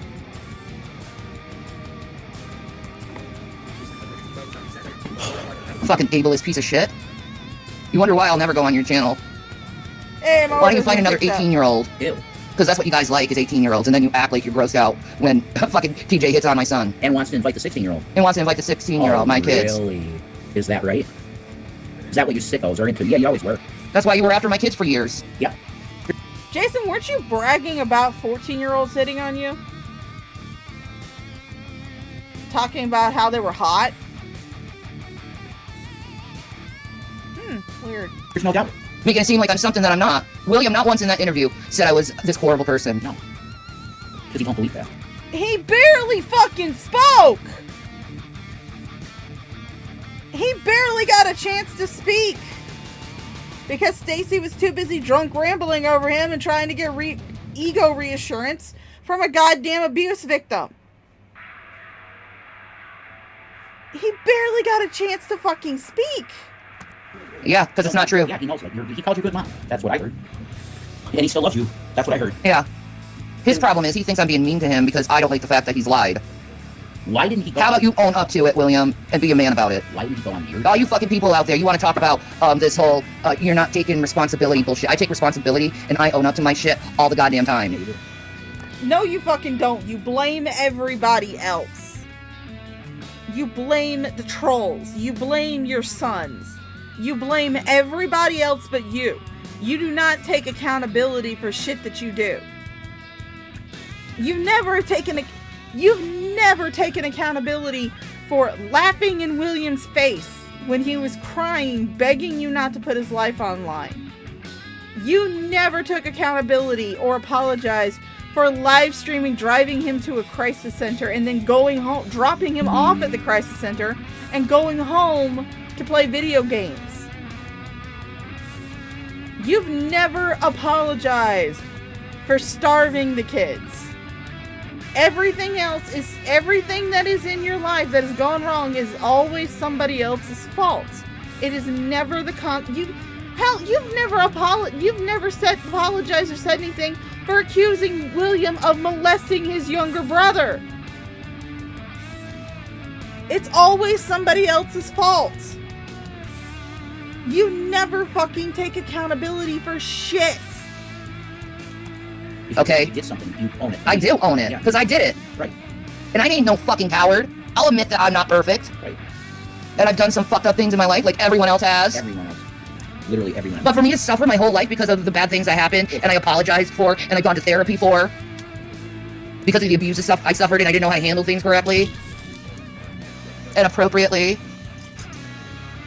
So now I have to suffer because of this William thing. You move the goalposts. It's always one thing after another on why you choose to treat me like shit instead of treating me like I'm a human being. Right. You dehumanize me all the time by calling me a cow, a whale, which all are against terms of service. You say big to me. Well, I mean, you are. You say I haven't lost any weight. You invalidate everything I fucking say. No, I have admitted that you do look a tiny bit slimmer. A little bit slimmer. You could be using filters for all I know. But you do look slimmer. However, I do not believe that you have lost a ton of weight. Especially being on Ozempic.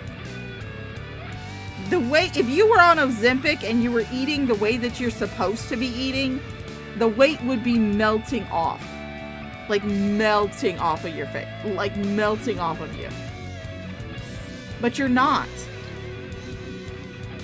You beat Ozempic. Everything. Yeah, Jason's called her big. So I guess he broke terms of service.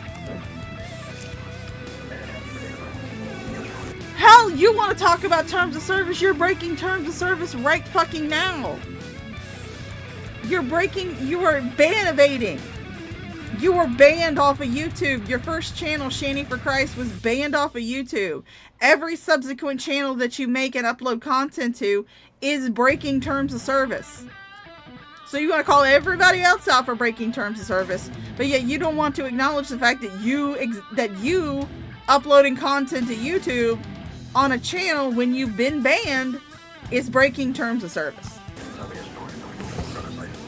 You're always claiming I'm lying and I don't lie. Yeah, I know. Don't do it. But I'm fucking sick of this shit. I know. That kid lit this fucking brush fire. He did. He did.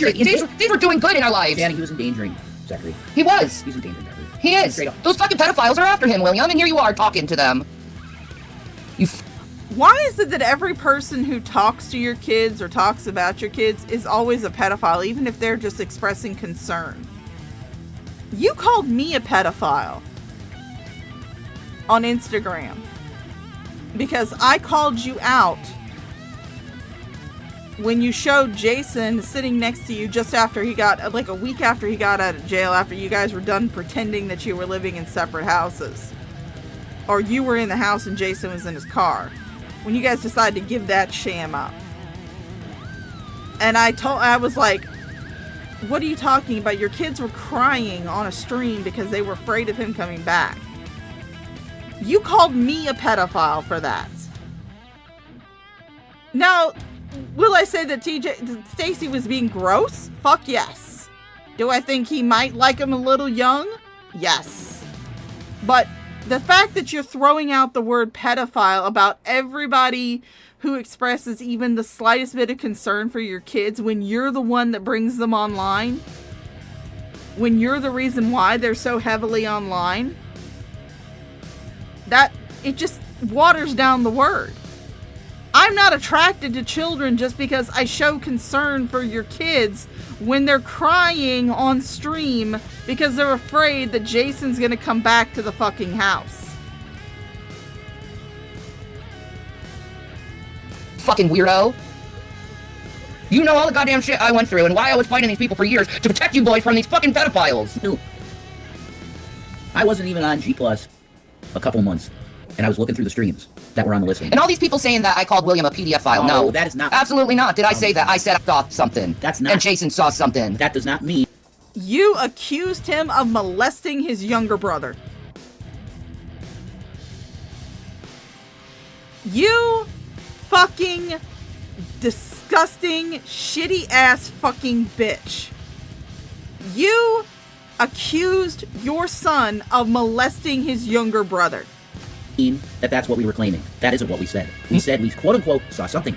And it was weird. And it was when he was a kid. Yes. So that's not calling your child a PDF file. No, it's not. You stupid fucks. It's not at all. It would have been an issue that we would talk about as a family. And that's why I confronted him with that, remember? At the house. I never saw anything after, so I didn't think anything else. Yeah, I didn't see anything after that either. I dropped it. Yeah. I figured we scared the god into it. Yeah. If you were planning on thinking of doing stuff, Yeah, exactly. So whatever. Whatever. If that's me being mean and saying I saw something after all the shit he said about me. Oh yeah, Nine Lives, I honestly do believe that they are projecting hard. I really do. Jason has talked about how, you know, a couple of 14-year-olds were hitting on him and they were really hot and shit like that. So yeah, I especially Jason, I think Jason is hard projecting. And all the fucking bullshit he's put us through? Oh, if that's the worst thing, oh well, I saw something. Something. That didn't line up with, oh, it's normal play. No. Me too. I did too. So that's two witnesses. What do you want? Two very unreliable witnesses.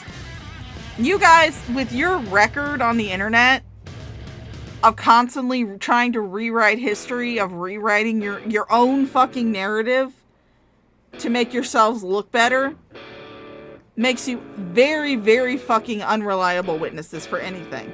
What? Yeah, what do you want? It's the witnesses. I saw something, okay? I don't know what it was, but it was something. And it was weird and it disturbed me. But I didn't say anything about it. I just ignored it. So I don't know what's going on with him. All I know is that he's been lying to me, he's been hiding shit from me, he's been lying to his foster mother and hiding shit from her. That's all I goddamn know. And yeah, I'm gonna be pissed at that. Like any other parent would be pissed at that. Any parent would be pissed that their child lied to them. And started shit in their household. You got their dad fired. It got their dad fired. It got their mom into some serious... He's not their dad! He can't even claim the moniker of step-parent. He just happens to be the dude that you're banging right now. That's it. My dasher is nearby, so I'm gonna let this play. Serious fucking mental shit. Oh my god, you were in a spiral, you couldn't get out of it. Thank God you did. Yeah, I thank all the praying Christians out there, frankly. Because they are out there. They are out I there. really do. I thank all the praying Christians out there. Bless you. Because you have to pull me through. Same here. When you guys pray, I literally feel it. I swear to Jesus, I feel it's like I could be in this horrible manic state and I'm like bothering Shannon because I'm so fucking manic and I'm like just constantly talking and all this shit, and then I'll just feel something. And you, little boy, you want your mother to be silent so you can pull this goddamn narrative shit. And I'm not gonna let you. It feels like holy rain from the sky, and I just get calm. So I'm telling you, when you pray, I feel it. And Satan can't fucking do anything about that. No. So please keep praying. Stop that watermelon. You get what I'm saying? Your prayers he hears, and I feel them, which is insane, but true. So we gotta all pray for each other. Yep. And when you do it, pray for all good people. Like, I wouldn't care if a person said to me, hey, I don't believe in the God thing. I don't believe in any of that, but I am for taking care of people and loving people. Then you're good. Yeah. That's it. This shit of tearing apart families. And twisting what people say to get fucking families torn apart. Yeah, and twisting scenarios to disgusting things. Okay? That's what you guys do.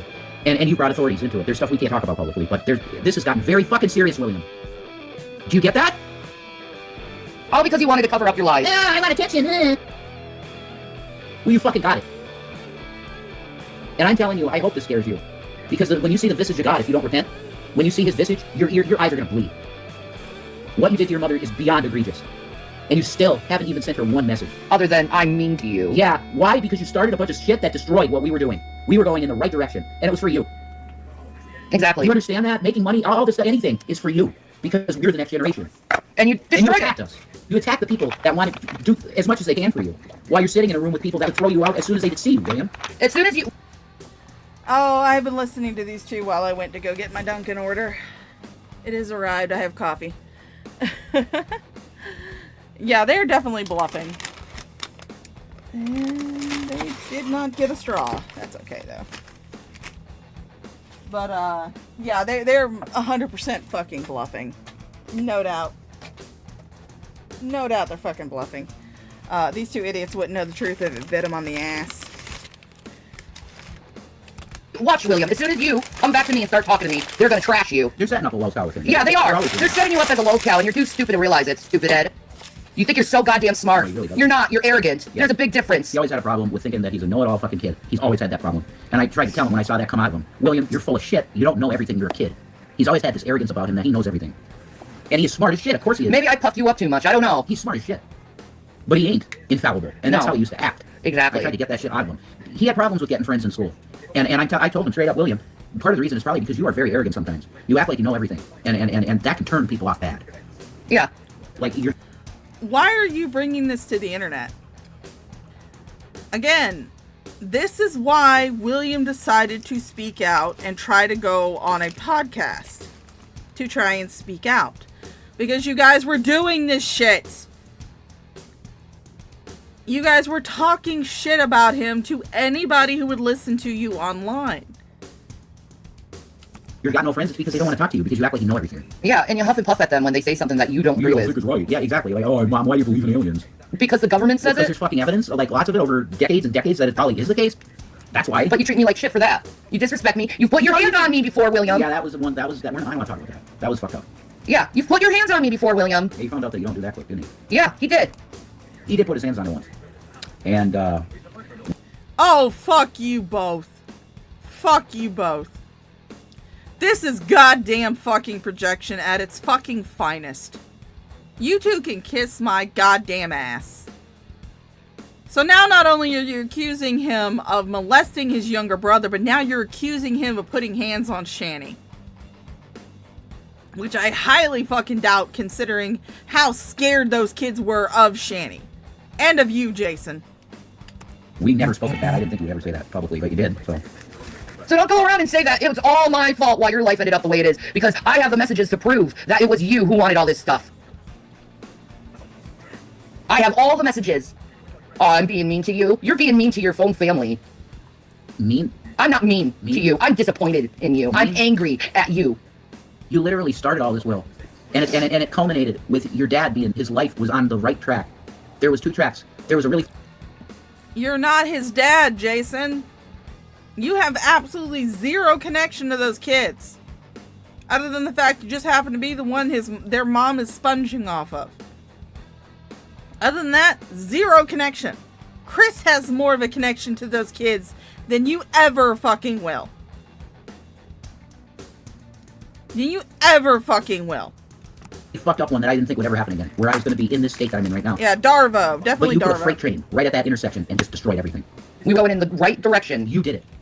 You know why I say you did it? Because you made the choice to go on that show and do what you did. It's your fault. You did it. You caused all these people to get really fucking angry. Yes, and over 1,000 people called my job, William, because of you. You did this. He did not go onto the Drunk Stacy podcast until you two came on the internet and started talking shit about him. You would not leave him alone. You would not shut up about him. If you guys had just shut the fuck up and didn't do these hours and hours and hours long live streams bitching about the fact he didn't want to talk to his mom anymore, he never would have went on there. I doubt he would have went on there. But you guys started it. You guys started it. You got a text message from him. He was complaining about his foster mother. Instead of calling the foster mother, because you guys claim to be in such good contact with the foster mother, instead of calling the foster mother, instead you called the cops. You called the fucking cops to do a welfare check on him. Instead of handling it between you and the foster family.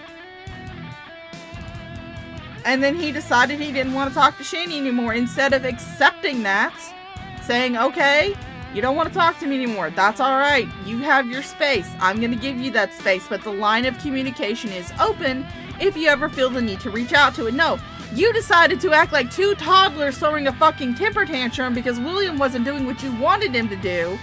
And then you came online bitching about it constantly. And you expected him to just sit there and have you guys trashing him all over the fucking internet. You expected him to take it quietly, not say anything, just let you guys trash him all over the place. Again, I will say that, do I think it was the best choice to go to Stacy's Drunken Podcast and do it? No. He should have released his own video on his own platform. I would have shared the fuck out of it. If he decided to do it on his own fucking platform, his own fucking channel, to get his side of things out, hell yes, I would have shared it. But you cannot, just like with Shani's mom. Exact fucking thing Shani did to Betty. Shani was going online. Betty had done nothing to her. Betty was doing her own goddamn thing. She had a YouTube channel. Yes, she was doing gardening content. But Shani decided to come online and start constantly fucking bitching about her. Saying all these horrible things about her. And then when Betty finally comes out and speaks her truth, her story, all of a sudden Betty's being abusive. Betty's being terrible. Betty's ruining my life. Again, everything is everybody else's fault. Again, Shani is never going to take accountability for anything that she's done or any consequences that have come from her own fucking actions, because she's incapable of it due to her extreme malignant narcissism. So you owe us big time. Oh my god, you owe us. You owe me a fucking career at this point. You definitely owe me. I gave you life. The kid took a fucking $4,000 computer from me and sold it, and then sells it. And I go, well, wait a minute. No, I think I want some payments to one of my accounts for that computer. Oh, take me to court. That's a disgusting disgrace that you turned into. You gave him that computer, and that computer was at least 2 years old when you gave it. 2, 3, maybe 4 years old when you gave it to him. When by the time he sold that thing, it was outdated. I doubt he got $4,000 for that damn computer. And considering the shit that you guys put him through, You shouldn't have expected a payment for it. You don't expect a fucking payback for something that you gift to somebody else. Let's say that I was to gift Mama Shaw something. You know, let's just say she wanted a back massager or something, and I gifted it to her. If she decides, you know, later on down the line that she doesn't want it anymore, decides to sell it on Facebook Marketplace, that is hers to do that with. Not mine. I'm not going to expect any type of repayment for something that I gifted to her. Or if she, like, sells it because she just needs the extra money. I'm not going to sit there and say, oh, well, you need to give me half of that because I paid for that. Fucking hell. It's all about money with you, William. I don't even want to, like, if you were to speak to her, I wouldn't even speak to you. Yeah, you can clock out. But to me, I'm so disgusted at him at this point. That's how it's all about money. That's how I You took money from these people to destroy your own mom. Yeah. To hurt your own mom, you took money from them. And then you sit there in the room to be sexually harassed by a 40-year-old man. Maybe likes it. Someone who's your mother's age. That's fucking gross, dude. You don't know what he's into. Yeah, well, that's fucking gross, and I'll continue to say it until I Oh my fucking god. Jason, you fucking asshole. You goddamn piece of garbage. Are you seriously fucking doing that? Oh, maybe he's into that. You don't know what he's into. Holy fucking shit, you guys are reprehensible. Fucking reprehensible. I cannot fit the word fucking into that sentence enough. You are literally saying that, oh, well, you know, he could be into older men. Who cares? He's 18! The fuck are you talking about? Oh my god! You fucking asshole! fucking die. Gross as it gets, but he might be into it. Yeah. You into TJ? I was once into him, like 20 years ago. Ew, Jesus, fuck. When you were a baby, William. So disgusting. I thought he was the coolest shit in the world, TJ. Really? And now to know, me having a crush on him when you were a baby, to find out that he's crushing on my own fucking son. Shit. How's that make you feel? Holy fuck. It makes me rageful. Yeah. You never want to see me in person, dude. You never want to see me in person. Just know that. Know that.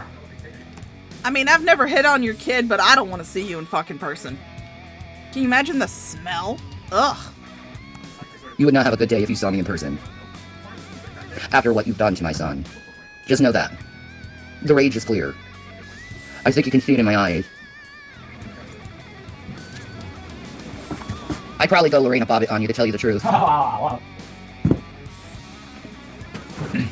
Because frankly, I think kids like you, TJ, deserve the Lorena Bobbitt treatment. Well, Shanny, no, you wouldn't do that because it would be too much work. It would raise your heart rate above its resting state of 180 beats per minute. You might actually break out into a sweat. No. You're too fucking lazy to do that shit. Yeah, I said it. You don't deserve a penis.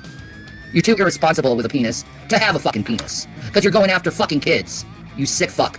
I have the feeling it's just like, oh, William is a doorway to the minor. Yeah. You get what I mean? That's what I'm thinking. Yeah. 18's young enough to get them hot, probably. Yeah. Too. So he would be alright meat as well. But they know they. That's how he looks at you. That's how these people look at you, Will, as cum fodder. Yes. They know. You're just a cum bucket to them. They understand that he has access to a 16-year-old minor. Exactly. That's what this is, at the core of it. Exactly. And you're salivating over talking to him. At least BGTV had the balls and had the grace and was actually adult enough to say no. Yeah. I'll give props to BGTV. What was that? Who was that kid he had on, though? That wasn't a kid. It was a girl, apparently. A grown-ass woman. Well, yeah, okay. Fair enough. All right. But I'll give props to BGTV. Thank you for being respectful like that over someone's family. For once. Yeah, I'd give props to you for that, man. Straight up. Even though you're a fucking asshole most of the time toward me. He wasn't being respectful to you. He was being sensitive to the fact that William is a freshly 18-year-old victim of long-term child abuse. Anybody who had a fucking conscience would have said no. I mean, I've given hypotheticals as to how I would handle a hypothetical interview with William and how I would do it vastly differently from Stacy, but that does not mean I would actually accept it. As small as my channel is, as much as I know that would bring in the views, I don't give a shit. If William emailed me and said, hey, I want to come on your channel and speak my mind, I would tell him no. If you want to speak your mind, we can pre-record something, and you can put it up on your channel and do with it as you see fit. I'm not going to have it on my channel because I am not going to sit. And also, I would probably tell him, you don't need to be discussing this with me. You need to talk to a therapist. You need to process your trauma with a therapist, not on the internet. But anybody who had a fucking conscience would be like, no. You are freshly 18. You are the victim of long-term child abuse. No. You don't need to be on the internet doing this shit. And you don't have to be. Like, nobody has to be an asshole to me, because I'm not an asshole to people unless they're an asshole to me. I give them what they deserve. I give them their fair fucking treatment. Hey, Tank Girl. Hello, Miss Mudduck. Since Miss Mudduck's here, we have to pause for a second. Ladies and gentlemen, guys, gals, non-binary pals of the CashApp channel, this is the CashApp with a public service announcement. Draven of the Draven's Crypt channel is in fact a weenie. Yes, you heard that correctly. Draven of the Draven's Crypt channel is in fact a weenie. This has been the CashApp with a public service announcement. Thank you for listening, and we now return you to your regularly scheduled shit show. I had to go back. That bitch really did say, yes, she did. She said a lot of shit. Said a lot of shit about him. Man, you treat me like that, you're gonna get the same in return. You don't like that, then stop treating people like shit. Treat others how you would like to be treated, and none of you would like to be treated the way how you treat me. No way. They couldn't handle that. You wouldn't be able to handle it if you got treated the way I get treated by you guys. You wouldn't like it. We know that's a fact because every time any kind of heat comes back on you, you bitch and whine and moan about it. Our entire lives have been that shit. My life for almost 8 years now has been this trash that you have put on our lives. And you think we're gonna be silent about it? After all the shit you've done? Oh, no, I got nothing left to live for. I got nothing to lose, buddy. You know that? I got nothing to lose in life, because I've lost everything. Everything I ever cared about in love has been lost, except this guy. Because he just don't go away. No, I didn't go away. God said you're fucking not going away. There you go. That's what God said when you went away for the bad thing that happened with you. He just told me, no, she's your girl. You better fucking understand it. Like, you're meant to do this, you're meant to be with her, you're meant to take care of her, you're meant to be there for her. Like, because no one else will be, including her own fucking kid. Not even my siblings. No, For my father's death. For my father's death, I'm just like, I want to talk to my sister, and she's completely fucking cold to me. You have to deal with this with your family. You're not my family? Wow. Thanks, sis. Fine. Deal with morning dad and mom on your own, bitch. Yeah, with your family. Yeah, with your fucking family. Fine. You fucking rich lawyer, fat-ass husband. There you go. I think Shanny might be a little jealous. Rich. Yeah, your rich fucking lawyer, fat-ass husband, who you probably married for money. That's what it comes down to always is money. Exactly. Always. Always. So screw you, bitch. Oh my god, I just want to go live on a fucking island. Screw my brothers too, and they're bullshit. The last thing my brother Michael said to me is, you're toxic. Wow. Yeah, because I said something about the Bible and homosexuality. You told your brother when he came out as gay that he was going to be going to hell. That's what you said to him. I'm toxic though. Even though I was the one why they were fed, because mom wouldn't fucking get food in the house. So I did it. Being with a grown adult at 16, begging for food from a grown adult at 16 who he was 24, I was 16. Oh, Shandy Shady Warts. They bring up my Discord constantly. Because they have people in there that I know are just in there taking screenshots and sending them to Carrie, and I can honestly give less of a shit. They bring up my fucking Discord all the fucking time. I don't care. I don't watch her. I don't watch the podcast. The only reason I know about it is because people in my Discord tell me. That's the only reason I know about any of the shit going on is because people in my Discord tell me. Otherwise, I would be blissfully unaware.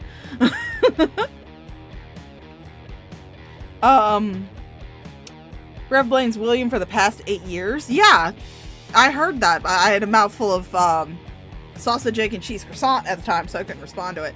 But yeah, I did hear that. He blames William for the past 8 years. Fucking hell. At least he got food in our bellies, because my mom wouldn't do shit except drink and talk to people over the internet. Oh my god. I know, my sister turned 18 and she was like, Aaron, can you go to the store and get me a couple bottles of wine? I'll give you $20. And my sister was like, Mom, I'm 18. Jesus Christ. Oh yeah, I forgot. Because she was so fucking wasted. Oh, I gotta have more though. Oh yeah, she does. Yeah, you almost just sent your minor daughter to get you wine. We broke up with my father on my birthday, my 16th birthday. Forgot that it was my 16th birthday. Didn't even get presents for my 16th birthday. Didn't even get that fucking that Hutch chest that I was promised for my 16th birthday. Didn't have a party, didn't have nothing. I got shit for my 16th birthday, and that's pretty much every birthday ever since. It's nothing. No card, no call, no happy birthday, no I love you, nothing. Oh my god, you reminded me of Alien 3. We got no rubbers, no women, no fucking ice cream. All we got here is shit. How old are you, Shanny? How old are you? Are you like fucking 12 or something? I mean, yeah, my mom doesn't forget my birthday because, you know, she fucking loves me. But she doesn't like go out and buy me a whole bunch of presents or anything like that. She just comes in here, gives me a brain duster, and tells me that was for her having to shit me out so many years ago. Although I told her, I said, Mom, what are you talking about? You were unconscious when I was removed from you like a tumor baby. I was a cesarean section baby. That's how I describe it. But, I mean, my mom, she comes in, she tells me, you know, happy birthday. I shit you out so many years ago today. And I was just like, Mom, you were unconscious the entire time. What the fuck are you talking about? She was like, oh yeah, I was. That was great. She told me, she said cesarean section's really the only way to give birth to kids. She loved it. But, yeah, my mom fucking loves me, so she does remember my birthday. But she doesn't go out and give me a whole bunch of presents. I don't expect a lot of people to remember it or to tell me happy birthday or anything like that, because I'm 40 fucking 2. Birthdays are a big deal when you get lots of presents and shit when you're a kid. Not when you're 40, not when you're in your 40s. Stop acting like you're like 12. You really want to see that movie? You made so many references. It's my favorite Alien today. movie. It is my favorite Alien movie. It became it. Because David Fincher is a fucking awesome director, too. Like, the atmosphere of that movie is so authentic. I just love that shit. So don't come into me bullshitting your bullshit with me, because I don't fucking allow it. I won't be bullshitted. I won't be talked about behind my back. There are plenty of people who come to me all the time with their fucking bullshit. Oh, Jesus. I know. And you got my children to hate me. So, mission accomplished. What else do you want to do to me? Huh? You make us homeless, you make us jobless, you make us childless. What more do you want to take from me? Do you need my blood? No, you kind of made yourself childless there, Shanny.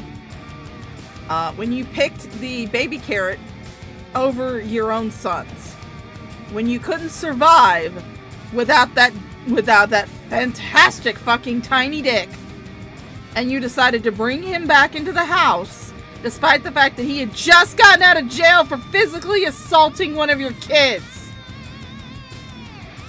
And then you decided, instead of having him leave the house, you decided that you were going to let CPS take your fucking kids. When you chose baby carrot and fucking drugs over your fucking children, that showed what kind of parent you truly are. An abusive, toxic, manipulating, narcissistic piece of fucking shit. God damn it. Well, unfortunately, guys, it is 4:45. I'm gonna have to end this because, like I said, I have a thing to do on World of Warcraft with some of my friends. We're playing hide and seek, but the next stream that I actually do have scheduled, because you guys know I don't schedule these things, I just do them whenever the mood hits me. But the next stream that I actually do have scheduled is going to actually be this coming Saturday. It's gonna be the 11th of October. 7 p.m. Eastern Standard Time, we're going to be doing the Gnome Run. And yes, I have gotten the donation link, so the donation link will be up in the pinned comment. Super chats will be turned off. I don't want super chats. I don't want cash apps. I don't want PayPals.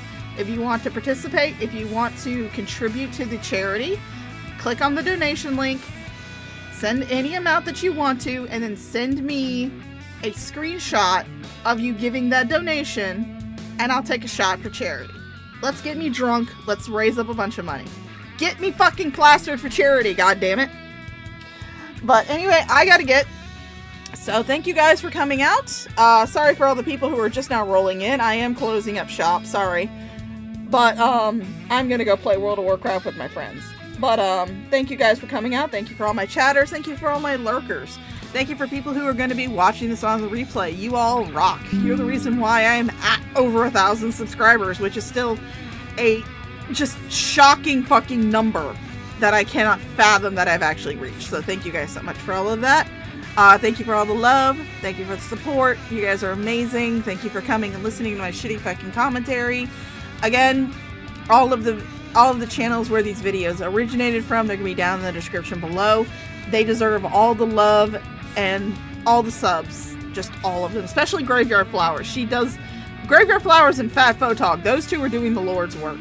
But I have been the Shaw of Thirst. You guys have been my fantastic fucking thirst quenchers.